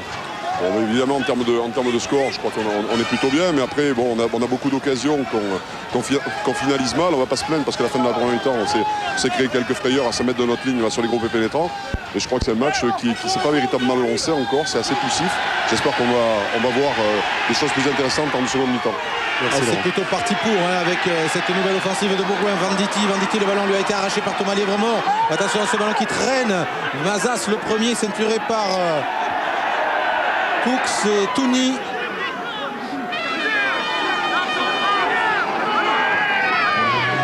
Dupuis, Eirelong et dégagement du début d'ouverture à Biarro. Il garde le ballon dans l'air de jeu. Hein. Il atterrit dans les bras d'Anthony Forest, le frère aîné de Michael, qui feinte la croisée avec Chabal, qui échappe à Cherbina mais tombe sur Betsen et Ménieux. Forest, Chabal encore, et il a fait le ballon, il charge sur Roumat, il s'arrache encore. Sébastien Chabal, le troisième ligne perforateur de Bourgoin, et on continue à progresser dans l'axe avec une libération pour Michael Forest. Péclier, Glenn Davis passe au pied et là-bas position d'ailier, c'est Julien Bonner, le troisième ligne à la lutte avec Bidabé, faut pas cafouiller. Bidabé est prêt et Mbaza sauve les meubles du côté Biarro in extremis. Ça chauffe Et c'est bien fait de la part du trois-quarts centre bergalien, puisque Bonner était tout seul et la défense était bien en ligne côté Biarritz. Il n'y avait pas d'autre solution que ce jeu au pied judicieux. Et regardez un petit peu les difficultés pour Biarritz pour essayer de maîtriser ce ballon et pour le dégager en touche. Ils sont en dessus, hein, Laurent Seigne, Philippe Saint-André, même si le score leur est largement favorable pour l'instant. Ce match revêt une telle importance pour eux. Alors que Chabal s'est fait soigner et va rejoindre l'alignement. Lancé pour Noël Curnier.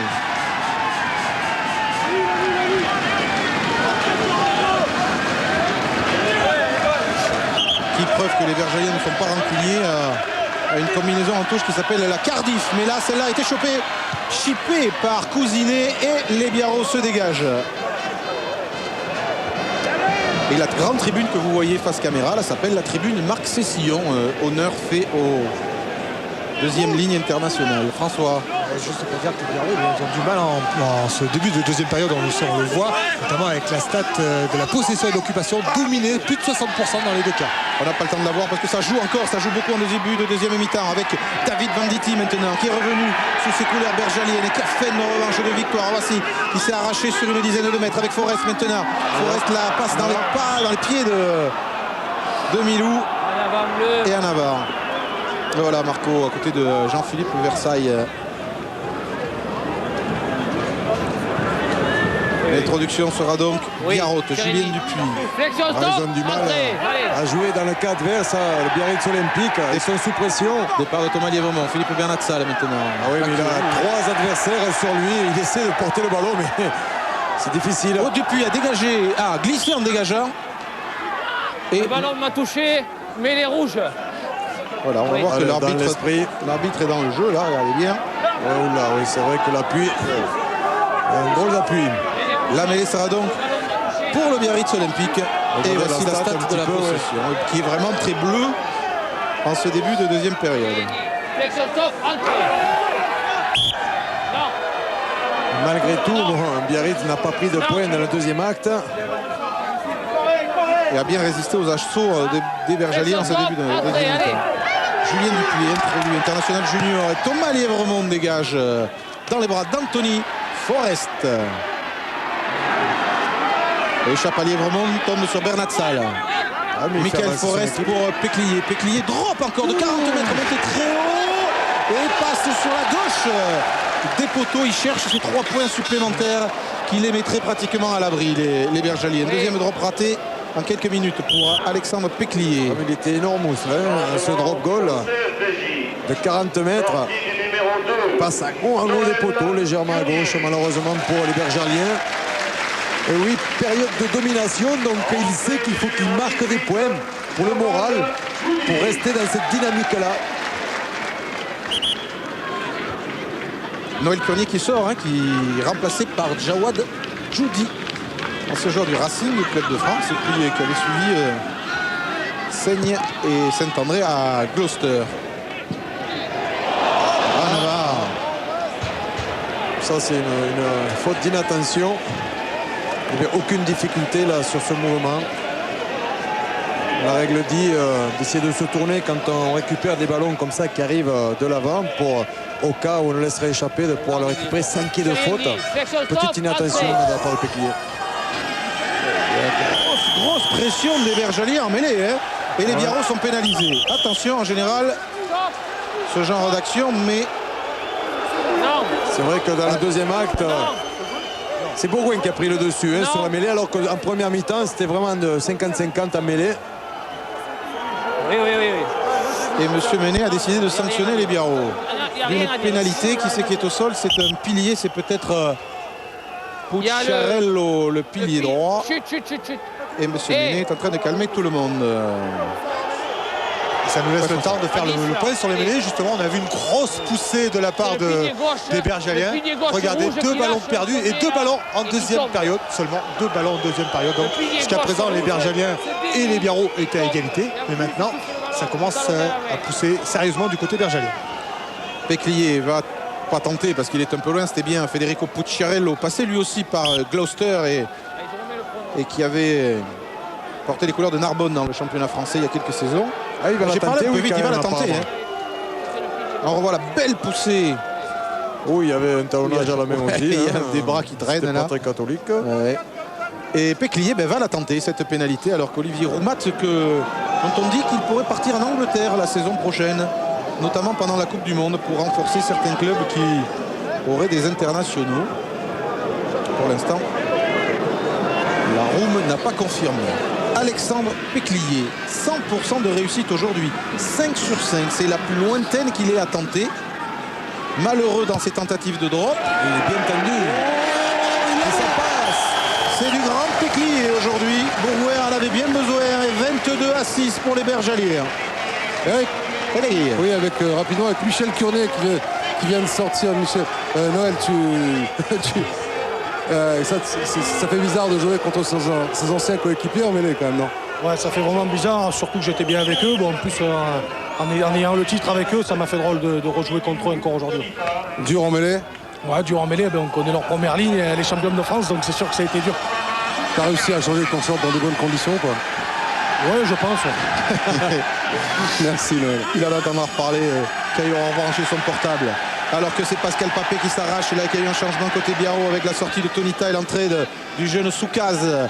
Péclier. Les Bergaliens ont la main sur le match avec ce coup de pied de déplacement de Péclier qui va aller trouver la touche quasiment sur la ligne des 22 mètres de Biarritz. Ah, pour Biarritz, il y a un problème. C'est le ballon. Ils n'ont pas assez de ballons.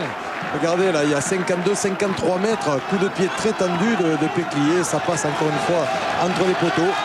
Mais pour le Biarritz Olympique, ce qui leur manque, ce sont des munitions.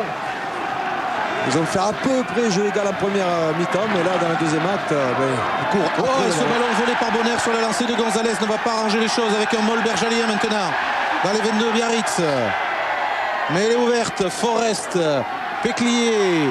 Saute Venditti pour servir Chabal dans la ligne de 3/4. Chabal avec David Venditti maintenant. Ceinturé par Soukaz. Ballon toujours bergalien. Il ressort. Le drop de Péclier encore. Il est en position de drop. Il se fait chipper le ballon par Peyrelong. Et c'est une pénalité contre l'ennemi d'ouverture de Biarritz. Je pense que là, Julien Peyrelong pensait que le ballon était sorti certainement. Ouais.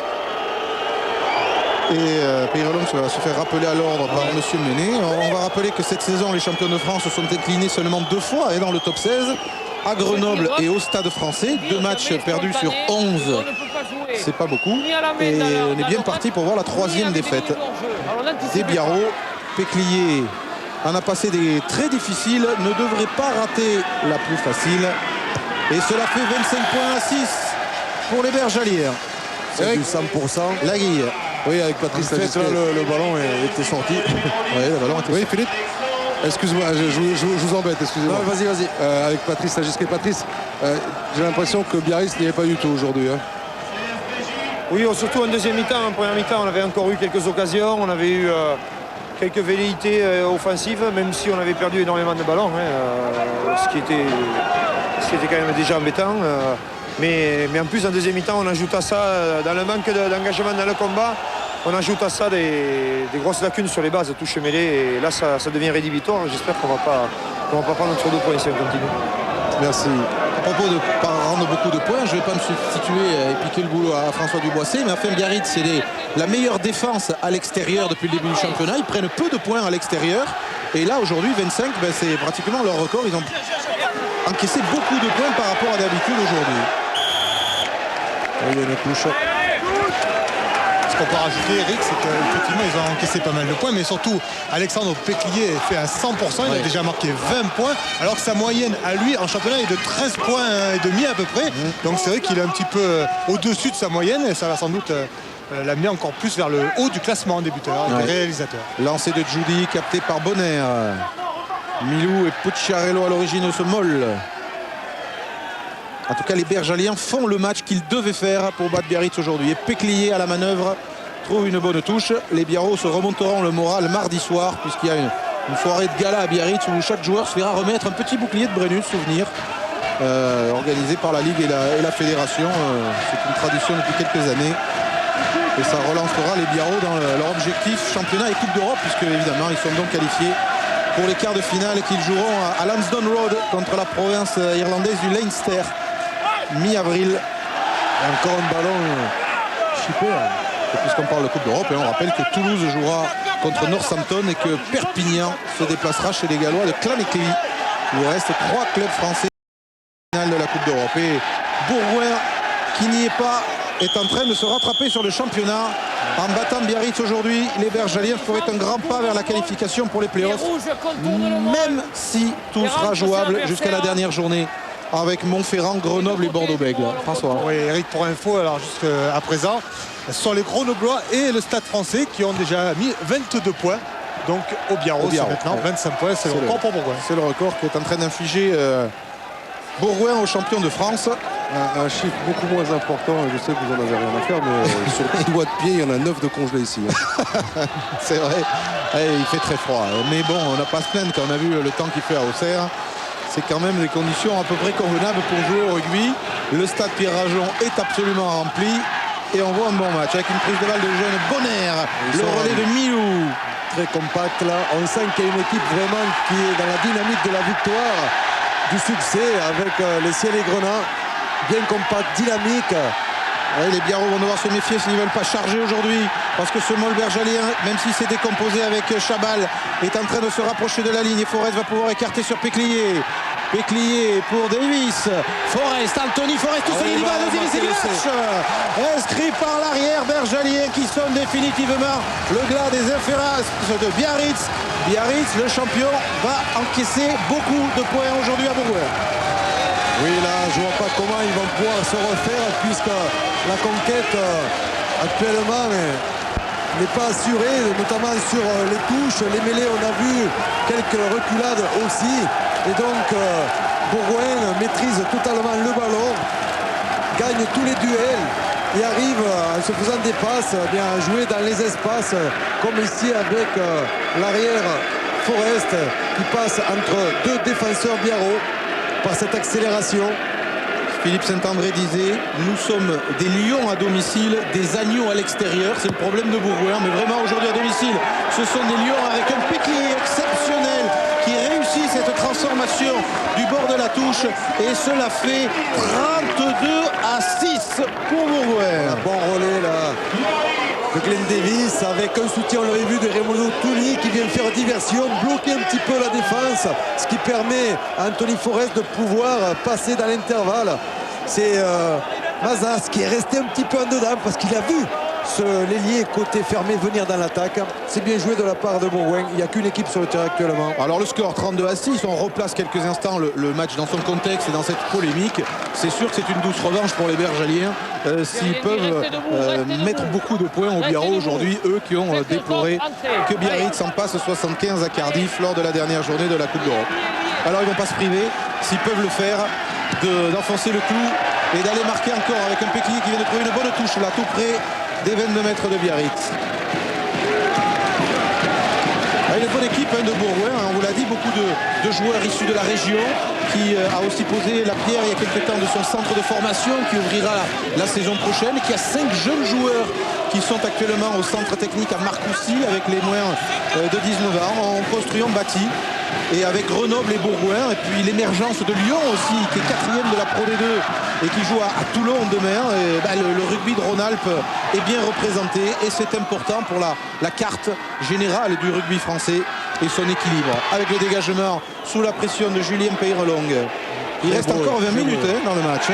Et Raymond Touni, qu'on n'a pratiquement pas vu aujourd'hui en revanche. Forest, auteur du deuxième essai, un grand coup de pied qui expédie le ballon encore une fois sur le toit de la tribune. Marc Cécilio. Il fait un peu froid pour Tony. C'est peut-être une des raisons pour lesquelles on le voit un peu moins que d'habitude. En fait, sur l'ensemble du match, quand on revient sur les 60 premières minutes, Biarritz rate le coche juste à la mi-temps pendant le temps additionnel. Là où il se retrouve pendant 5 minutes, voire un peu plus sur la ligne de but. Il y a une féroce défense en face qui empêche un joueur de Biarritz de passer cette ligne à quelques centimètres près. Depuis en deuxième mi-temps, c'est Bourgoin qui a vraiment pris le dessus. Il ne laisse pas un ballon au Biarritz Olympique. C'est Alexandre Péquilier pour l'instant qui est en tête des votes pour l'homme du match. C'est pas une grosse surprise. Péquilier, HDMA 10. Et si vous voulez élire un Biarro, HDMB plus son numéro. Et 610-44 le SMS, tout comme la note de ce match lancé pour Jean-Michel Gonzalez. Avec bonne prise de balle de David Cousinet qui lui aussi donc rejoindra demain le groupe France pour le stage du lundi. Ballon au chaud dans les bras d'Olivier Roumat. Thomas Lièvremont vient péter main forte. On a bien progressé du Puyour sur Peyrelong. Il faut attaquer la ligne. Pousses, Cherbina. Cherbina est passé, l'Australienne. Mais ça manque de tranchant. Les attaques de Biarritz, c'est bon. Peut-être ce coup-ci avec Peyrelong. Bidabé. Ça pourrait les relancer, de marquer un essai. Dupuis va pouvoir écarter grand large sur Betsen. Betsen charge, va au sol. Mêlée ouverte avec un ballon qui ressort vite pour Julien Dupuis. Repris par Davis.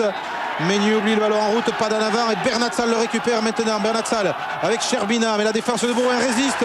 Tient bien et va même récupérer peut-être le ballon. Non, Mazas le sauve. Betsen laisse pour Dupuis. Dupuis avec Bernatsal. Mais on n'arrive pas à franchir le rideau défensif de Bourgoin. Bernatsal peut-être avec ses crochets. Et non. Il est repris et le ballon est cette fois récupéré par les Bergaliens. À un quart d'heure de l'affaire. Il ne faut pas jouer au sol. Ah ben ça va, il n'y a rien de grave. Il y en a un avant, c'est tout. Un en avant. Et oui, petite moue de déception. On ne passe pas aujourd'hui Philippe Bernatsal. La défense de Bourgoin est très très bien organisée, monte très vite, donc empêche les Biarros d'avoir de l'espace, bien qu'ils essaient d'attaquer en profondeur.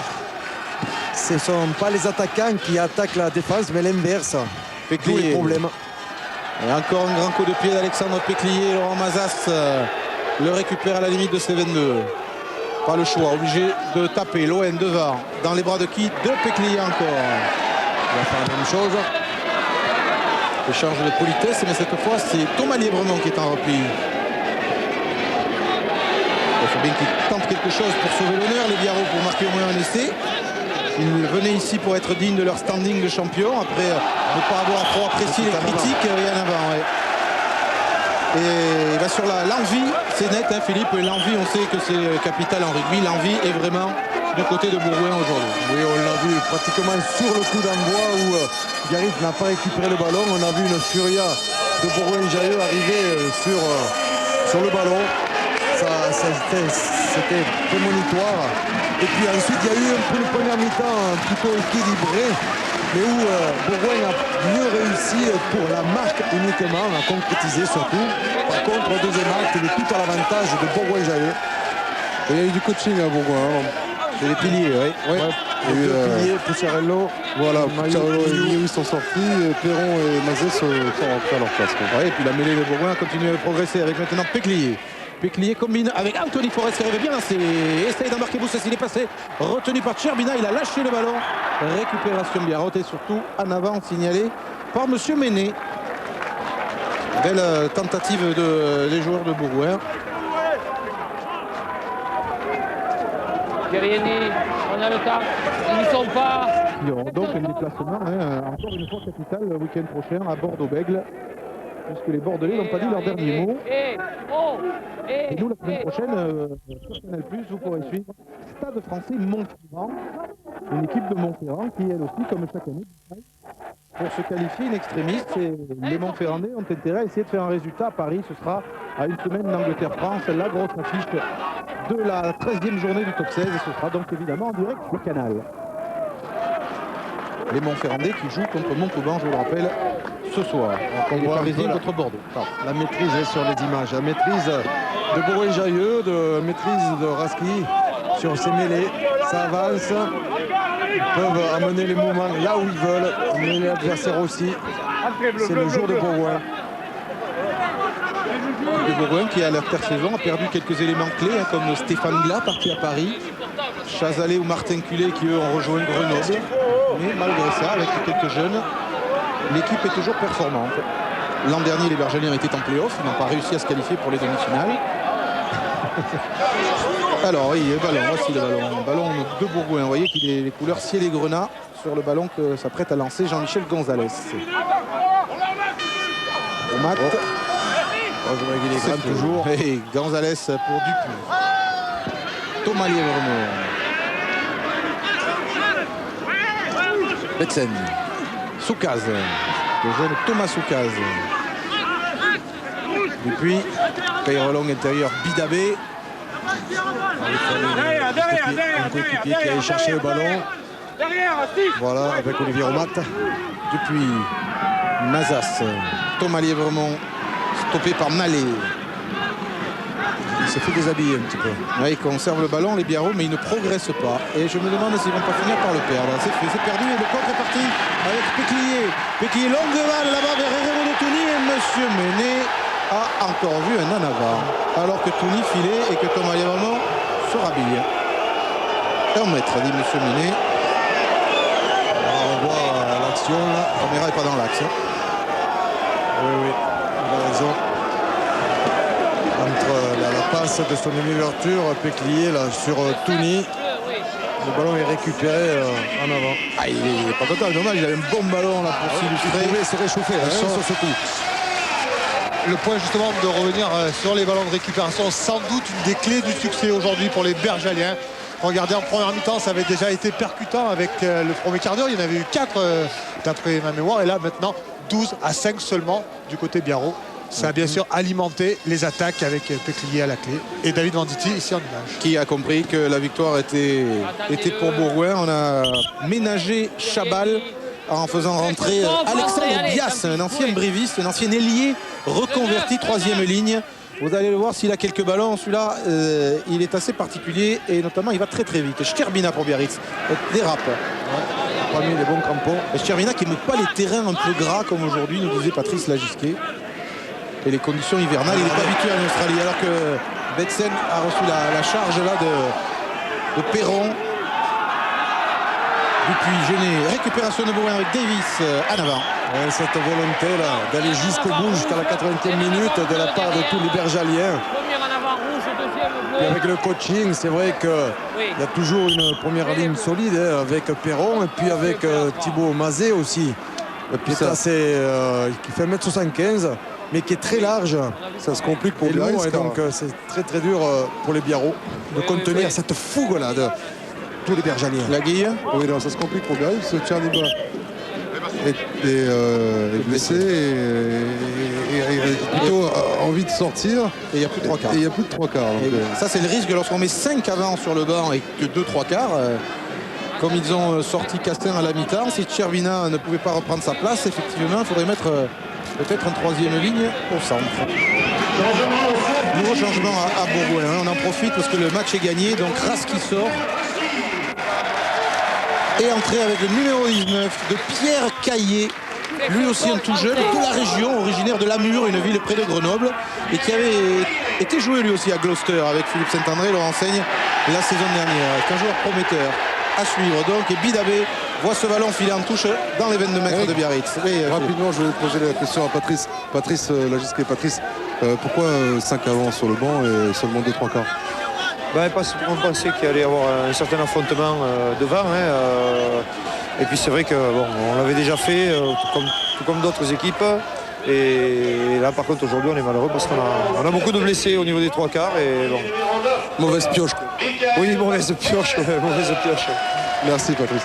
Bon, l'avantage, c'est que les Biarros ne vont pas dramatiser cette défaite. Ils sont qualifiés, pratiquement assurés de terminer premier, à moins d'un retour du Stade français, alors que Sébastien Bonnet, un ancien Biarros, lui aussi d'ailleurs, remplace Michael Forest à la mêlée. Et les Biarros qui ont 2 derniers matchs contre les 2 derniers de la poule, ils vont recevoir Castres et aller à Montauban. Donc ça paraît peu probable que le Stade français puisse revenir à la hauteur de Biarritz pour la première place, qui est qualificatif pour la Coupe d'Europe, ça on l'a dit et répété. Et ce qui est amusant, c'est que si Biarritz finit premier dans cette poule, comme vraisemblablement, sauf surprise, Toulouse terminera 2e de la poule 2, Biarritz et le Stade Toulousain seront dans la même poule de play-off. C'est intéressant, ça va avoir un coup d'œil. Il y a encore une belle poussée de Bourgoin sur cette mêlée, voyons. Sébastien Bonnet avec Bias en avant. Ah, décidément, il en aura sifflé beaucoup, mais il ne les aura pas inventés, monsieur Menet, parce que c'était bien combiné là entre Bonnet et Bias. Et Caillé, pardon. Pierre Caillé qui vient juste de rentrer, qui a le casque. Il faut pouvoir le repérer. Bon, c'est le dernier changement de Bourgoin. Je pense que c'est Alexandre Boyer qui va rentrer à la place de David Venditti, sûrement. Et Modo Touni va jouer 3 quarts centre. Et Anthony Forest va jouer Benjamin Boyer. Ça tourne, Alexandre. David Venditti, que l'on retrouve avec plaisir à son meilleur niveau, lui qui a longtemps été blessé. On se souvient qu'il avait disputé le Grand Chelem 97 avec l'équipe de France. Et on avait parlé de lui récemment dans le jeu de rugby lorsque son cheval tropical de Kuta avait gagné un quintet. Voici Benjamin Boyer. Oh, la percée de Boyer. Heureusement que Metsen est là pour l'attraper à l'entrée des 22 mètres. Il y a le soutien de Thibaut Mazet, le pilier, qui est parti dans l'axe. Et malheureusement, un petit en avant de Bonnet qui n'est pas sifflé cette fois. Et Bonnet va marquer. Sébastien Bonnet, 3e essai du match, alors qu'il nous avait semblé apercevoir un en avant. Eh bien, l'ancien joueur de Biarritz qui n'était pas titulaire l'an dernier et qui n'était pas non plus trop souvent sur la feuille de match parce que Laurent Mazas, polyvalent, prenait la place. Et bien voilà qui marque cet essai qui fait gonfler le score. Voyons le ralenti. Oui, parce que là, monsieur l'arbitre avait sifflé tout d'abord une faute du Biarritz Olympique, un joueur qui avait gêné Sébastien Bonnet. Alors qu'on revoit cette relance de Boyer là, formidable qui passe entre les différents joueurs. La défense n'y est plus tout à fait. C'est vrai que Biarritz, avec tous les changements, a été déstabilisé. Et on n'a pas pu, ils ne peuvent pas actuellement remédier à cette furiade Bourgoin-Jailleux. Eh bien, les champions de France sont tout simplement en train de prendre 40 points à Bourgoin. Le score 39-6.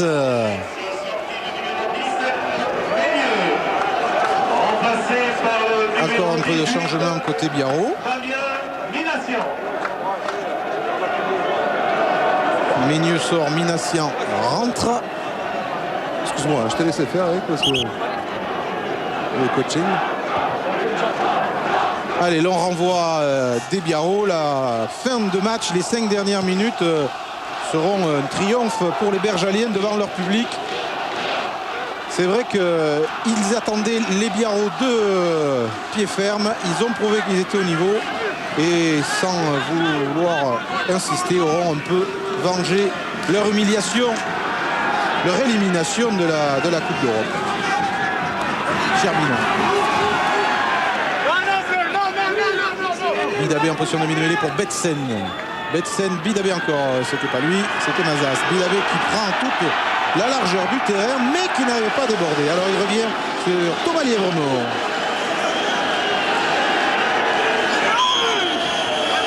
Monsieur Méné, pénalité pour Biarritz. Sur les 3 renversements d'attaque de torsion au large. Allez, Montferrandais ou les Grenoblois qui comptaient peut-être sur une victoire de Biarritz aujourd'hui à Bourgoin doivent être déçus. Il va falloir qu'ils comptent sur eux-mêmes pour aller chercher la qualification. Grenoble demain à Castres. Montferrand ce soir face à Montauban. Et puis la semaine prochaine au Stade Français. Avec, je vous en parlais, un Montferrand-Grenoble lors de la dernière journée. Montferrand-Grenoble, Bourgoin-Stade Français seront les 2 gros matchs de la dernière journée. Voyons Bonnet, est-ce qu'il y avait un en avant? Ah non, Philippe. Betsen et Bonnet ont le ballon. Qui prend le ballon dans les mains de Sébastien Bonnet. Et le ballon part en avant vers le camp adverse. L'essai a été accordé par M. Méné, c'est bien ce qui compte. Il y a 2 ballons sur la pelouse, un qui tombe du terrain et l'autre qui a été lancé. Cherbina. C'est bon, il n'y en a plus qu'un. Cherbina progresse bien. Va-t-on voir l'essai de Biarritz dans les dernières secondes? Oh, ça va être difficile très certainement. Bien qu'ils y mettent de la volonté. 3 essais à 0, 3 essais bergaliens. Dupuis avec Betsen. Lièvremont a bien relevé ce ballon pour Soukaz. Dupuis. Mazas. Intérieur cousiné. Dans les 22 mètres de Bourgoin. L'essai de Biarritz peut-être au bout de cette offensive avec Bernat Sall qui dérape, qui trouve Soukaz en soutien. C'est la défense qui prend souvent le pas sur l'attaque. Cette défense qui vient chercher très loin toujours. Peyrelong par-dessus, il n'a pas sauté pour lui-même, peut-être il va récupérer. Non, pas de réussite, si quand même, le ballon reste pour Biarritz. Non, Papé s'est couché dessus. Et les Bergaliens vont pouvoir se dégager avec Péclier et encore un grand coup de soulier pour dégager son quart. Ils ont résisté jusqu'au bout les Bergaliens pour ne pas encaisser d'essai aujourd'hui contre Biarritz. Oui, avec Laurent Rodriguez. Laurent, est-ce que ce genre de match, c'est un match qu'on revoit à la vidéo pour enfoncer encore plus la performance des joueurs, ou c'est un essai, un match qu'on regarde plus pour tout oublier?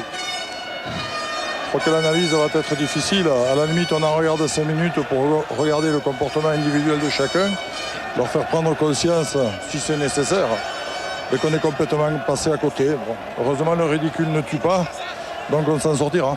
Donc on vous donne quand même la cassette du match à la fin ou pas? Oui, bien sûr. Merci. Tous les entraîneurs récupèrent effectivement la cassette des matchs de Canal pour la décortiquer. Et là, c'est sûr qu'il y aura des choses à dire.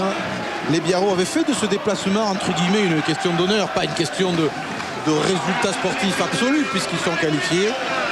C'est certain qu'ils repartent avec 40 points dans la musette et que pour un champion de France, ça fait des ordres. 5 minutes d'arrêt de jeu en plus. Donc quoi, ça peut arriver de toute façon, de contre-performance. En avant bleu. C'est vrai qu'il y aura analyse derrière. Là, ils peuvent terminer tranquille la première phase du top 16. Pensez aux playoffs et à la Coupe d'Europe déjà. J'ai rien dit. L'intérêt d'avoir déjà pris autant d'avance au classement. Peyrelong. Boussès. On n'arrive pratiquement jamais à franchir cette défense bergalienne qui aura fait un énorme match aujourd'hui. Attention aux esprits qui s'échauffent chouïa, mais c'est rien. Bidabé joue vite pour lui-même. Allez, Bidabé qui souvent secoue et fait la différence. Le soutien de Thomas Lièvremont, dont le frère Mathieu, qui joue à Agen, est retenu dans le groupe France. On vous en a parlé la semaine dernière. Lors de la victoire des Agenais à Pau, on est dans les arrêts de jeu, 80e minute. Il reste encore 5 minutes additionnelles. L'essai de Roumat peut-être, non, à 50 cm de la ligne. Il a été plaqué. Dupuis écarte sur Mazas. Mazas pour Peyrelong. Peyrelong pour Bidabé. Bidabé avec Cherbina.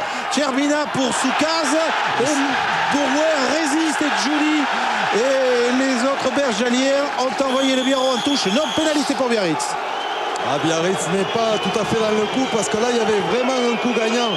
On part Olivier Roumat qui s'est échappé, il lui manquait encore un petit mètre, mais derrière il y avait un surnombre offensif et ils n'ont pas réussi chaque joueur redresser les courses, à accélérer. On ne fait pas un décès, hein, vous avez bien senti la question d'honneur, hein, le point d'honneur que mettent les Bergaliens à ne pas encaisser d'essai aujourd'hui contre Biarritz.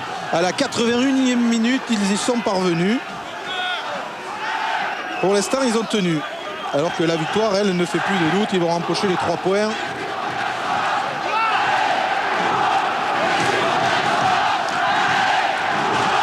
Lancé de Jean-Michel Gonzalez, peut-être la dernière offensive de Biarritz avec une prise de balle Roumat, un maul. C'est aussi l'un des points forts de l'équipe de Biarritz. Ça arrive sur les côtés un petit peu. Monsieur l'arbitre laisse l'avantage au Biarro avec son bras élevé et siffle pénalité pour... Oui, parce qu'il y a des joueurs qui sont arrivés sur le côté. Allez, on se calme, le match a été d'une correction remarquable et absolue jusque-là.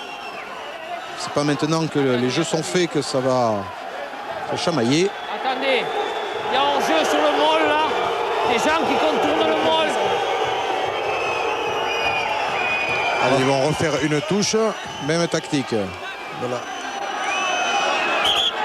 Attendez. Biarritz s'est retrouvé dans cette situation-là très souvent à quelques centimètres de la ligne de but adverse, mais n'a jamais réussi à la dépasser. Il y a un petit arrêt de jeu, non. Monsieur Denet, voilà, a relancé son chrono. Lancé de Gonzalez. Roumat pour encore une fois la tentative de molle. Le ballon a été relâché, il n'y a pas d'en avant. Non, mais il y a un joueur qui est allé dans le camp Biarro. Carton jaune. Parce que vous menez volontairement hors jeu. Carton jaune pour le 6 de Bourgoin qui est Vous venez Bonner. volontairement hors jeu là. Non, je vous dis que vous êtes volontairement hors jeu. Il a essayé d'argumenter. Julien Bonner raté. On va retenter la même chose côté Biarro avec cette fois une supériorité numérique. Il n'y aura pas de préjudice de toute façon. Allez. Et Bonner qui sort sous les acclamations du public de Bourgoin, qui va réserver une ovation à son équipe à la fin du match. Nouveau lancé de Jean-Michel Gonzalez, on arrive quasiment à la fin de la rencontre. Nouvelle prise de balle d'Olivier Roumat, nouveau molle, nouvelle résistance acharnée, farouche des Bergalières. Va-t-on voir à la dernière seconde un essai de Biarritz, un essai de pénalité, oui, accordé par monsieur Méné. Le 4. Cette fois le 4 c'est Papé qui est visé. Biarritz sauve l'honneur par cet essai de pénalité à côté accordé par monsieur l'arbitre. Et celui-là, ils sont obligés de le transformer. Hein. Allez, ça ne changera rien hein, au résultat final. 39 à 13 vraisemblablement avec la transformation. Le 4 volontairement en feu là. Mais ce sont les Bergaliens qui vont finir à 13. Oui, ce match qui est un chiffre qu'ils n'aiment pas trop en ce moment. C'est fini. Victoire de Bourgoin, 39 à 13. Bourgoin se relance dans la course à la qualification. Philippe Saint-André leur enseigne peuvent souffler. Et tous les joueurs bergaliens se congratulent. Oui, Laguille. On va commencer par un malheureux sûrement aujourd'hui, Philippe Bernatsal. Philippe, compliqué hein, aujourd'hui, hein, pas terrible. Hein. Ouais, non, on est très déçus. Je pense que tout le monde est comme moi.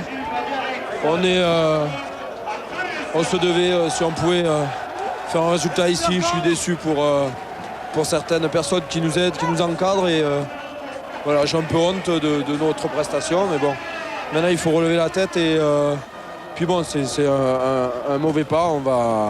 On va tout faire pour vite rebondir. Merci Philippe. Merci Laguille. Je pense qu'on va faire un petit détour par Paris où Philippe Brouet nous appelle dans quelques secondes. Et après on reviendra je crois ici pour notamment les vestiaires des Bergaliens pour voir un peu la fête sur la pelouse de Pierre Rajon. Philippe. Oui, on s'en va au Portugal quelques instants. Hein. On retourne bien évidemment pendant